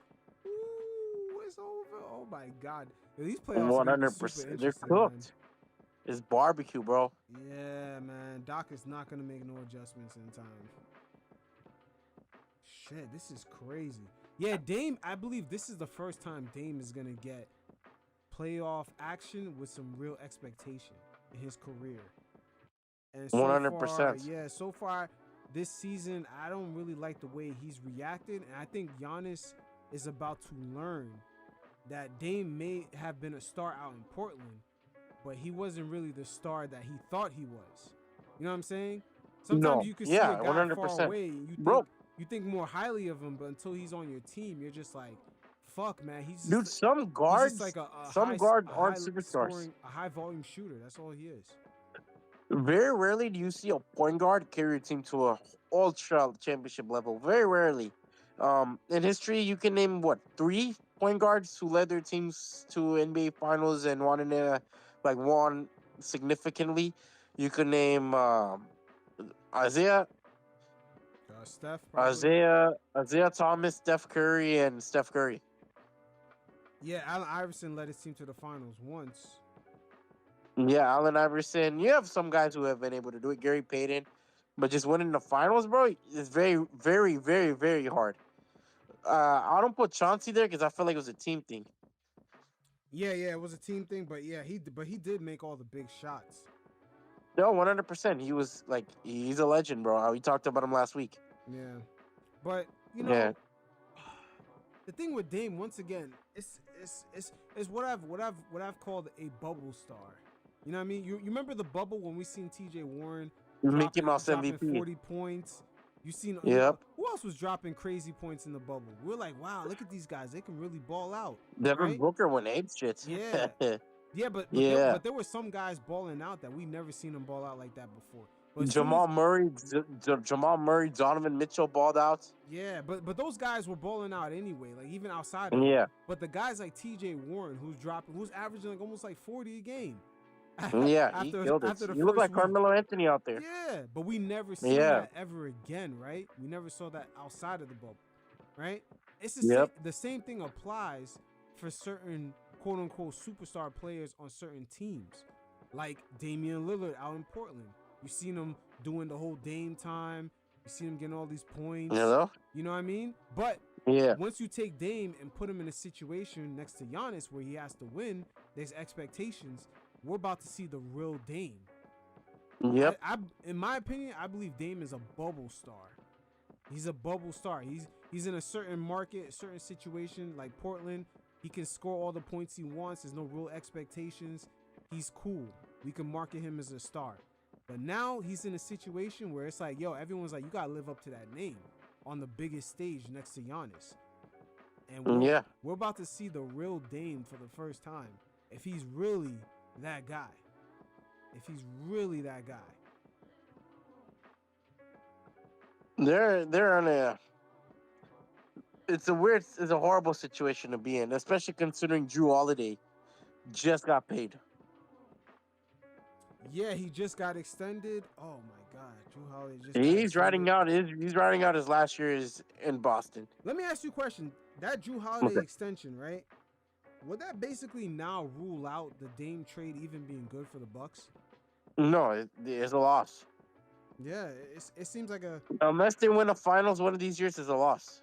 Yeah, I don't see it because I'm like, would they have even traded for Dame knowing that Drew Holiday would end up on the Celtics? Bro, they were hoping that he'd end up in Port. Like they were I don't know what I think what they were expecting is Portland trying to compete, so they send him over there in hopes of, you know what, Portland, they want to be a mediocre franchise. We'll send them Drew Holiday, but they didn't expect Drew to pull his way or lose leverage to get his way out of there. Yeah, that shit is crazy, man. He used it last year. I mean, I don't know what they expected. He was on his last year. He told them, yo, you know, and he was talking about retirement, right? Drew was talking about retirements. Yeah, he was. So it made his word even more scarier for the Portland Trailblazers. Like, oh, fuck, is he going to retire on us or what the fuck do we do? So they pulled their cards right, and they got Malcolm Brogdon and Robert Williams, injury-prone players. Yeah, but let's not forget also, before the years of that happening, the Celtics and the Bucks were always kind of competing and trying to one-up each other. You know what I'm saying? With the Kyrie trade to the Celtics, then the Bucks going out their way sending 3 first-round picks for Drew Holiday. Those teams years prior were going back and forth trying to, you know, outduel each other to get one over, to get the advantage. Yeah, of course. The 2 best front offices are in Milwaukee and Boston. Yeah, especially in the last like 5 years, I would say. But now, I don't think Milwaukee would have pulled the trigger if they knew Drew would end up over there. Like that I shit think is a lot of crazy. factors played into it. I think another factor that played into was Chris Middleton's health. Oh yeah, I forgot about that. I think Middleton's health really put them in a frenzy. They're like, our second option isn't so much of a second option anymore. He isn't healthy. Um, he's not. He isn't healthy. He can't be on the court all the time. A lot slower. They came to that realization. But you know what I don't understand? They What's just up? gave Middleton a fucking extension with a Yeah. player option in 2026. So Yep. yeah, man, they're double trapped, man. They're double trapped. They don't have a lot of draft picks. This team cannot get better through trades unless they No. trade Dame or Giannis. There's no space. There's no wiggle room for them. Yeah, and then oh my god, I'm looking at Dame's numbers: $58 million in 26, $63 And he's million. declining. He's declining. Yeah, and man, Jesus, he's like a 50. He has a John Wall contract basically. Yeah, dude. I mean, it's not as bad as John Wall because he actually plays. But fuck, dude, it's not much of a wiggle room for the Bucks. And I think Giannis puts a lot of pressure on the Bucks too with the statements on almost every 2 seasons about like wanting to play for winners. And if a team is not committed for him to win, he doesn't give a fuck. Yeah, the only And thing that with, also the only thing with the Bucks, right, is that this past offseason, it's like a lot of things happen at once. The Yeah. old owner was trying to sell. Giannis was making a lot of noise as if he was about to leave the team, thus affecting the sales price that the old owner could get the team, get rid of the team for. So Yeah. So quickly they made the trade for Dame to please Giannis. Then Giannis quickly resigned. Then with all those things in place, the old owner was able to sell the team. I mean, dude, they had to pay. It's They obvious also- what's going on They here. also, they obviously had to pay Brook Lopez big money too to keep him happy. Yeah, they did all that to make sure that Giannis stayed. Yeah, that's what I'm saying. Even Brook Lopez's contract was to make Giannis happy. Yeah. Oh yeah, I forgot. Yeah. You're right. Yeah, they re-signed Brook Lopez, and then they got the coach that Giannis wanted, and Adrian Griffin. Yep. Because they wanted to bring Nick Nurse at first. Yeah, and Nick Nurse would have been the right choice. Yeah, But but at the end Giannis is kind of a diva. Like, I know people like him; he's I charismatic, think so too. but he's a diva. Yeah, and that's what it's looking He also like. pulled this shit in 2020. Like, he pulled that shit before they won the finals. Mm-hmm. So He, it's looking like the way their team is stuck right now, having no draft picks or very, very little. I think 2030 is when they can make their first trade for a pick. Like they can actually give one away. They have nothing to move. They have these big ass contracts that no one's really gonna trade for. they're You know all what I'm saying? declining players. Yeah, and it's like, yo, it looked like all the moves that were made was just so the old owner could sell the team. But nothing was for the future. I feel like the Bucks have been like that since 2020, to be honest with you. Yeah, but you know what? Whatever happens in this whole Milwaukee situation is going to end ugly. It's gonna. Oh, end dude, it's ugly. ending in an ugly divorce. Yeah, it's gonna end ugly no matter what. But it paid off at the end. It paid off, I guess, because he won a championship out of it. It paid off back then, but the current owner at the time, nobody knew he was trying to sell the team. Yeah. And then in order for him to sell, he made all these fucking moves just to please Giannis. And once Giannis re-signed after trading for Dame, he quickly He sold. said, "I'm out." Yo, it literally happened like dominoes. Trade Yeah, I for remember Dame, it happened. Yeah, trade for Dame. Yeah. Giannis re-signed. Signed Brook. Yeah, sold. Team sold. Yep. I'm like, what the fuck is that? Yeah, I'm like, all these big moves just for that. Yeah, but when you turn around and you look at the cap sheet, you see this team has no draft picks to sell. This team has large salaries on the books, including Chris Middleton, and you're just like, how the fuck they gonna get better? There's no way for them to get better than this. There's no wiggle room for this team, bro. They're screwed. They're gonna be screwed for a while now. And yo, Pete, this with the new CBA, the way this team already hits the second apron and luxury tax, they can only get better by signing minimum contract guys. That shit is crazy, bro. They're gonna have to get like a PJ Tucker kind of guy. You know, guys who are on their way out of the NBA. PJ Tucker, they got rid of him. Well, no, I'm talking about like examples, like those kind of guys. Oh yeah. Like late 30s kind of guys. You know, Marcus Morris Sr., Who else can I name? Derrick Rose. Kind of those guys were out their way, but won one last. Like Chris Paul, guys who won at least one more championship before they leave the doors. Yeah, man. Hey, they better hope Giannis doesn't ask for more money, man. That dude knows how to hope on rob the that. Bucks. That dude is such a good liar, man. Like I swear, this dude is up there with LeBron. The way he talks about how much he loves small market teams, but the first thing he does is rob them every chance he gets. All right, facts. He makes them spend, bro. He makes them spend, and they all end up crying. Yeah. Speaking of, well, I would say kind of small market team, but pretty popping team right now, the Minnesota Timberwolves. Oh, going the up Phoenix Suns against- in the Minnesota. Yeah, going up against the That Suns. series is about to be so fire. Yeah, because you know why? Did you see them the last time they played each other in the regular season? No, I didn't. Yo, I think I didn't watch the game, but I saw the fact that I think Anthony Edwards and was that Devin Booker? They almost like they were turning up on each other. They were shoving, you know. We love that. Yeah, they were shoving each other. I don't know if it was them two. I know it was Edwards. No, Edwards and Beal. Bradley Beal and Edwards. It was 2 times, 2 separate occasions they were shoving each other. So that was really interesting going into that series. And I'm excited, bro. I'm yeah. so I believe excited. the Suns, they won that matchup in order to get that matchup. Them winning that game, they end up getting the Timberwolves. Dude, but this team matches so Minnesota matches so well against the Suns. It's crazy. I think Jaden McDaniels and all this length they got will be a big play. I think Karl Anthony Towns never really been a playoff player. Same with Rudy Gobert. But I expect big things I think things will change now. They got Mike Conley. Obviously Anthony Edwards has become a bigger star. It's gonna be a fun series. And then Kevin Durant. Now they're healthy. This is the most healthy the 3 has been. Durant, Beal, and Devin Booker. So it'll be exciting to see how they play. But I think the question comes to their inside presence. Will Nurkic be able to protect the paint? And do the Suns have enough dogs? Like, will Royce O'Neal be able to step up? Will Grayson Allen be able to continue the momentum? You know? Well, will KD be a little bit too finesse? That's another thing about this Suns team. They're a little bit too finesse, too jump shot. You know, they're not going to shoot a bunch of jump shots into an NBA championship.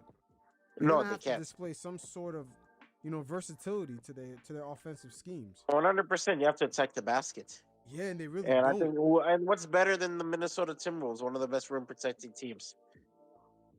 Oh yeah. Oh my God. But It's gonna be nasty. This And I series is think- gonna be interesting. Conley is underrated, man, even in the playoffs. So he will be a huge difference maker. Oh yeah, for sure. Yeah, he'll dictate the pace. It's gonna be scary, bro. It's gonna be a coaching masterclass. Everybody's gonna kill it. It might be, I don't know. Like, it's good. It might be a candidate by the end of the fucking series. Man, the expectations for the Suns, man, with Kevin Durant. What is he entering? Age 36 now? He's old. Yeah, so what's 2007. Yeah, because the Suns right now, they sort of have the same conundrum as the Bucks. They're getting older. They're kind of locked into the second apron with the new CBA. They don't have that much wiggle room to get better. So what happens from here? The same thing with the Bucks, bro. You kind of have to find Chris Paul type of players. Guys who are almost out the door. Sheesh. Yeah, just being limited to minimum contract guys. See, now, hold up. Here's another thing, though, right? Because now in the NBA draft, it's a 2-day event, right? So the second round is its own day. They're saying now, because of new CBA, the second round is going to be very important for them to draft even 4-year college players who kind of have a better understanding of the game more systematically. That way they could sign those guys like on 2-way contracts or just more minimum based contracts, and then they can add them to teams like the Bucks or the Phoenix Suns. This is how they can kind of get guys going into their roster that could fit into their system. I believe the Denver Nuggets has been doing this the past like 2 to 3 years. They've been drafting 4-year college players at the end of the first round. Yeah, dude, they signed what's his name again? Dude, what's his name? The young guy. Fuck, why am I forgetting his name? He's a part of the commercials too. Yeah, they have a few rookie players that are like age 25, 24. I'm talking about the second-year player. On the Denver Nuggets. Yeah, Peyton Watson. Oh, okay, Yeah, I see it. Peyton Watson. Peyton Watson, Christian Brunson. They're all young guys. Yeah, Christian is he's a 4-year college player. Yeah, some of these guys none of them are 19. NCAA winner too, if I'm not wrong. Yeah, they're not coming into the league 19. They're coming into the league 21, 23. 21, 22, yeah. Yeah. So I mean, it's the best way to go about it when you're committed to this much salary. yeah, and I'm looking at the salaries. These guys are coming in at $2 million a year. I think Yeah. Caldwell Pope, Aaron, Caldwell Pope, MPJ, Jokic, and obviously Murray are committed to big contracts. Yep. So And Murray will get lowballed because he didn't make the All-Star All NBA team. yeah, but just looking at that tactic, that is the way that the Suns and also the Milwaukee Bucks can kind of, Have some wiggle room. Yeah, wiggle room, kind of reconstruct their roster according to players that fit into their system. Is that second round? That's why we see teams nowadays going crazy for second round picks. Yeah. I mean, you see Memphis traded like a lot of their key players just for that. Mm-hmm. Yeah. Yeah, so that's something that's brand new that we're gonna start seeing a lot more heading into the summer with the new CBA. Yep. Yeah, so yeah, but Agreed. overall, man, like the Suns and T-Wolves, yeah, I don't know who the hell's gonna win that series. I just think KD at times he looks too frail. Like it looks like with KD, he should have throughout his career been hitting the gym more because it would have paid off now. Yeah. But the fact that he just doesn't do that, he's not gonna age well. He's not gonna age well at all. I mean, you just have to tell it now, so let's see how it goes from here to now. Yeah. I see you have a topic here, Trae Young's last do you think this is Trae Young's last game? Oh, that was horrible. If you're Atlanta Hawks, you kind of want it to be his last game. Oh yeah, they lost too. They lost bad, bro. Yeah, Kobe lost White got bad. 42 points. Oh my god. Yeah, this is it, man. That shit don't work. It's done. Yeah, It doesn't work, bro. He's undersized. He can't defend. Can't play off ball. What are you doing? Oh my god. Well, let me ask you a Bro, question. I'm not gonna lie. Every time we talk about Trae Young, I sound like such a hater. Yeah. Yeah, but it's true. Though. Like I It's like the guy. I love the guy, but it's like, damn. Yeah. Even for Hawks fans, man, they see that they went through two different coaches. The writing's on the wall. Yeah, two different type of Bro, rebuilds. forget 3 different coaches. Yeah, three actually. Lloyd Pierce, Nate McMillan, And now Quinn the Jazz Snyder. coach, the former Jazz coach, Yeah. Snyder. Not a good look. Yeah, it's not a good look. And then also they pivoted. They got off of they sent all those draft picks away to get DeJounte Murray, and this shit They still didn't work. brought Delino Gallinari. They moved out of Delino Gallinari. Jalen Johnson. I like Jalen Johnson. He might be the only player on the Hawks I'm really sold on, to be honest with you. Mm-hmm. But man, this is bad. Yeah, the pivot didn't work. It didn't No, really and I work think too that well. the trade. I know everyone on Twitter is like, "Oh, it was equal. It was equal." Yeah, get the hell out of here. Shut the fuck up. That shit is not equal, bro. Nah, it wasn't. What? Like Luka. Holy shit, man. We're talking about Luka. When we talk about Luka, we talk about LeBron James. We talk about the best of the best. When we talk about Trae Young, who do we really talk? Like, what category do we put him in? B minus? Come on. Like, one's a superstar, one's a star at all-star at reserve at best. Yeah. I mean, Trae Young can average 30, but there's a difference between him averaging 30 and Luka averaging 30. Well, Luka averages 30, he's an MVP. When Trae Young averages 30, his team is a 6th seed. Yeah, that tends to be the. Not even that, his team tends to be the 9th seed. 9th seed. I'm being nice. Yeah.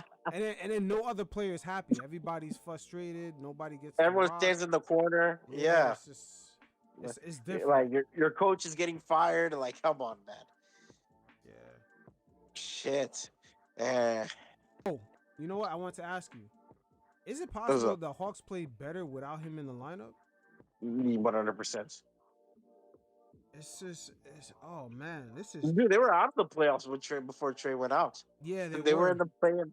They got into the play-in when he came back in, or when not when he came back in, when DeJounte took over, they came back in. And I don't even think DeJounte's a franchise player. Yeah, none of these guys are. The thing is, like, this is what most fan bases should be afraid of. When your Yeah. team goes all out, and you come to find out they went all out for just to be a B team. You To know be what a I mean? mid, Like that's mediocre your team. peak. Not even to be a C team. Yeah, I would give them a B to be fair, like a B flat. Yeah. Maybe a C plus, edge of B, but they traded away a bunch of draft picks. They went through brand new front office, brand new coaches, and just to end up at a C plus kind of B minus status, like that sucks, man. That sucks real bad. Yeah. And there's a few teams. I think the Cleveland Cavaliers will realize after this playoffs they might hit that point too. Oh, I thought you were gonna say the Cleveland Cavaliers are trying to make a move for Trae Young. No, I'm no, like, no, come no. on. Man. I was just Okay. saying, in that tier, because most teams should be scared of that. When you make a big move and you come to find out your peak is being in the middle of the pack. Like Yeah. that sucks. I think eventually the Bucks will realize this with Dame too. Yep. Yeah, they could be a top seeded team, but they're gonna enter every single season. I mean, they should have realized that with They should have realized that with Portland. Yeah, but peep this, right? The Bucks are gonna end up a top seeded team, maybe top 3, but every season they're gonna enter into the playoffs, possibly being having the possibility of just being knocked out by any team in the bracket. From the 7th seed all the way to like the 1st seed, anybody can knock them out. Yeah. Yeah, because it's like really you're good, but it's like you have a lot of flaws. Like even the Orlando Magic could probably bounce them out. Yeah, dude, a lot of teams can bounce. Like that's why you cannot. That's why I put them in 6 because they could go either way. Now, my bad. Let me say that again. Orlando might not be able to bounce them out this season, but if they get like a point Next guard or season they'll shooter, bounce them out. yeah, Oh, yeah. they're not that far away from bouncing them out. No. And that's the problem with Milwaukee. And that's why I think That's why I think they take for Orlando. Mm-hmm. Yeah, because Orlando is guaranteed win. Yeah. It's Well, just- nothing's guaranteed in life, but more than likely. Yeah, it's tough, man. Like you made 2 big enough moves to be so close to other teams. It just doesn't make sense for the struggles Milwaukee had this season to trade for Dame, to have Giannis, and it's like you're still kind of dancing in the middle of the pack. Last topic we have. You watch this game, so this game is fresh in your mind. Joel Embiid clutch performance in the 4th quarter, along with Nicholas Batum turning back father time. And can the Knicks match up against Philadelphia? And will Embiid get over the playoff slump that he's known for at this point so far in his career? I think they can. The Knicks have enough. They have enough defense in the front court. They have Mitchell Robinson, Isaiah Hartenstein. Yeah. They could switch between both of those guys. They've matched up really well against Philly all season long. I would say it's going to be a very tactful matchup because Nick Nurse is going to have to deal with the defense and the physicality of the Knicks. Yep. But Nick Nurse is the right coach to go up against the Knicks because he has a lot of unique ways of getting Embiid the ball, getting Maxey the ball, having these guys move off ball, getting other guys involved. We've seen Nick Nurse get Nick Batum involved. He's gotten Tobias Harris more involved. You think this is the best season they have when it comes to role players, though? Because I feel like it is. For who? The 76ers? For so far around not Jokic, Embiid's career, this is the best set of role players they surrounded him with. Maybe, but he has the best coach to utilize those role players. Yep. Yeah, because ever since Harden left, the ball moves around a lot more. You see Embiid has actually adapted his game because he makes better decisions with the pass. And he's a playmaker right now, yeah. And Nick Nurse is the perfect coach for that. Perfect coach for that. Yep. And do you think because of his improvements on the offensive end, especially playmaking, he'll get over that playoff slump? Against the Knicks, he better be ready to be knocked around. Yep, a physical team. And against a physical team, A that's big gonna team. run it down Like your forget, throat. like I know Reynolds out, but that team is big. Hardenstein, Mitchell, Precious, they're big, They're big, they're physical, and and they Tibbs can run. Tibbs is a lab rat. He's going to be Yeah, figuring out a lot of schematics to take certain guys out the game. it, I it's believe, gonna be an awesome series. yeah, it's gonna be an awesome series. I believe Tibbs is gonna force Batum and Tobias Harris to be taking a lot more shots. Yeah. But yeah, it's gonna be a great series. It's gonna be it might be one of the most underrated series. Also, just in case we miss like any series, right? Mm-hmm. I kind of wanted to go over like your predictions again. So, first will obviously be the Lakers, because since we're talking middle teams, right? Since we don't know the first seed versus 8th seed, as of right now. So, all right. So, who do you got when it comes to the Lakers and Nuggets? Like, tell me who wins and how many games. All right, bet. Lakers and Nuggets swept. Denver will sweep that series. I got same. Denver will sweep. Okay, then you got the Phoenix Suns and Minnesota Timberwolves. I got Minnesota in 7. What do you have?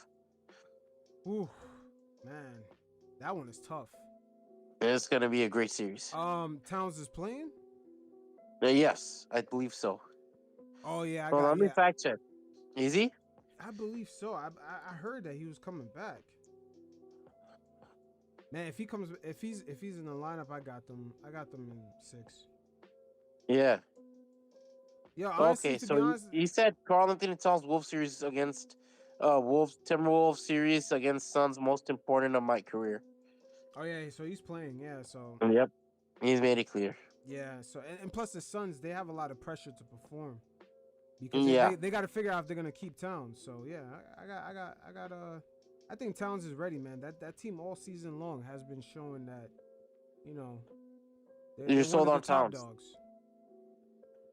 Oh, perfect.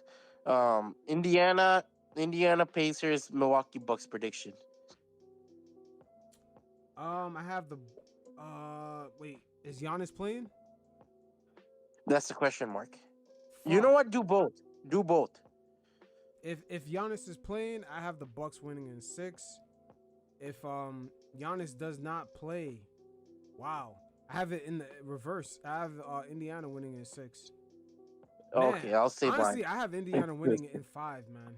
To be honest with you, no Damn. Giannis, done. Damn, you're coming off as a Dame hater, bro. Not really. I'm just thinking of the setup. You think Dame Dollars bankrupt? Not even. I'm think about the setup. You have a big man in Lopez, Yeah. plays drop back defense. You have 2 weak perimeter defenders. Yep. What are we talking about? Like, how you gonna That is defend? true.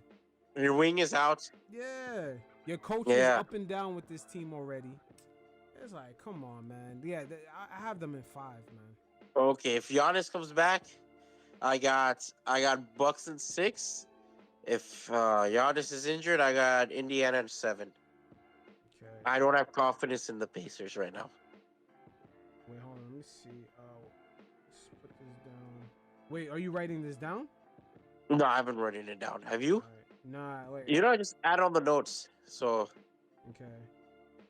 we can do that after the show. All right, bet. All right, so what's Yeah. the next one?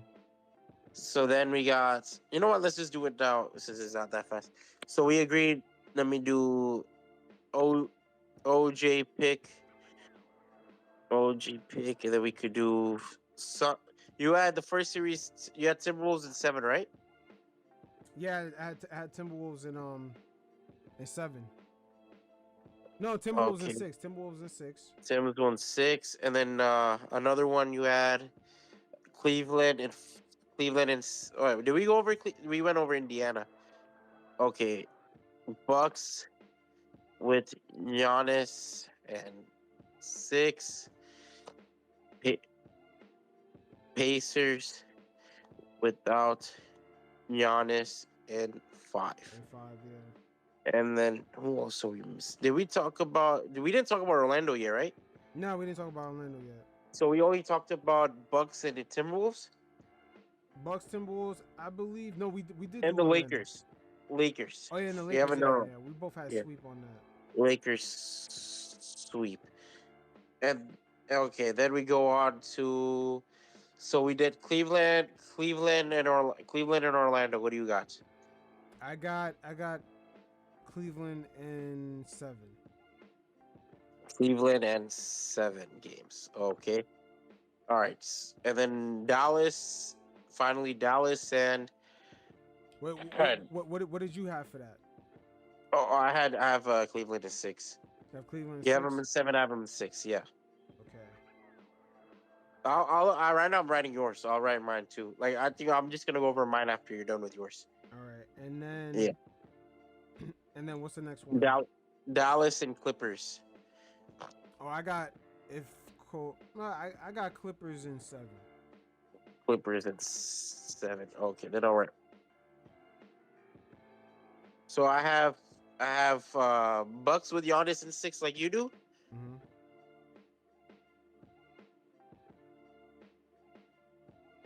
Pacers without Giannis in 7, and then I got Timberwolves in 7. Oh, dude, we forgot about the Knicks. What do you got? The Knicks in Philadelphia. Oh, I got the Knicks in 6. Knicks in 6. Good pick. So then all right. So right now I got Bucks with Giannis in 6. Pacers without Giannis in 7. Minnesota Timberwolves in 7 against the Suns. Lakers Nuggets sweep. Mm-hmm. And then we got, I think, finally, Cleveland in 6. Cleveland in 6 and Dallas in 7. Dallas in 7. And you know what? I'll try to even you out. Philly in 6. So my list, I'll repeat your list and I'll repeat my list. So Orange Cookie's pick is the Suns versus Timberwolves. The Timberwolves in Game 6 win. The Bucks with Giannis are gonna win in 6 games against the Pacers, but the Pacers are gonna win without let me repeat that. If the Bucks have Giannis, they'll win in 6 games. But if the Bucks don't have Giannis, the Pacers are winning in 5. Mm-hmm. The Nuggets are sweeping the Lakers. The Cleveland Cavaliers in 7 games against the Orlando Magic. Clippers in 7 games against the Dallas Mavericks. Knicks in 6 versus the Philadelphia 76ers. And mine is the Bucks with Giannis. The Bucks with Giannis beat the Pacers in 6. Pacers, if they face a team without Giannis, beats them in 7. Timberwolves in 7. Nuggets sweep Lakers. Cleveland in 6 against the Orlando Magic. And Dallas in 7 versus the Clippers. And Philadelphia in 7 versus the Knicks. All right, bet. Yeah. A yeah. lot of Game 7s in my list. Yeah, a lot of Game 7s. Some of this is real close to call. The only thing I changed right here, I had the Nuggets sweeping the Lakers. Yeah, I had that too. But right. I just put Nuggets sweeping. Okay. But All right, bet. yeah. I mean, But yeah, everyone this is going to be an interesting playoffs. yeah. The only thing is, the Celtics, their series is not up yet. The Bulls have to play the Heat. Celtics Oklahoma series is not up yet. Yeah, I have it. The Celtics playing the Heat. Yeah, you know what? With Jimmy out, maybe DeMar and Kobe White can create life.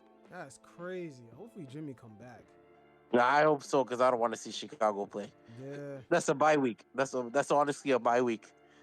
But shout out to Kobe White, most improved player. Oh, you think he's gonna win the award? Oh, he deserves it. Yeah, for sure.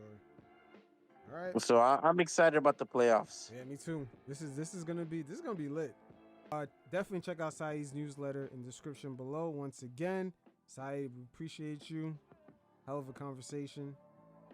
Man, we touched base on a lot of shit. Yep. And subscribe to Orange Cookies, one of the best channels on YouTube. How it helps me so much with my writing. It's crazy. Yeah, I know. Definitely, man. Yeah. Appreciate it. Thank you, brother. All right, you stay up, and we'll definitely do this again. Yeah. Yeah. Take care, brother. All right, man. Stay up. Be safe. Be safe.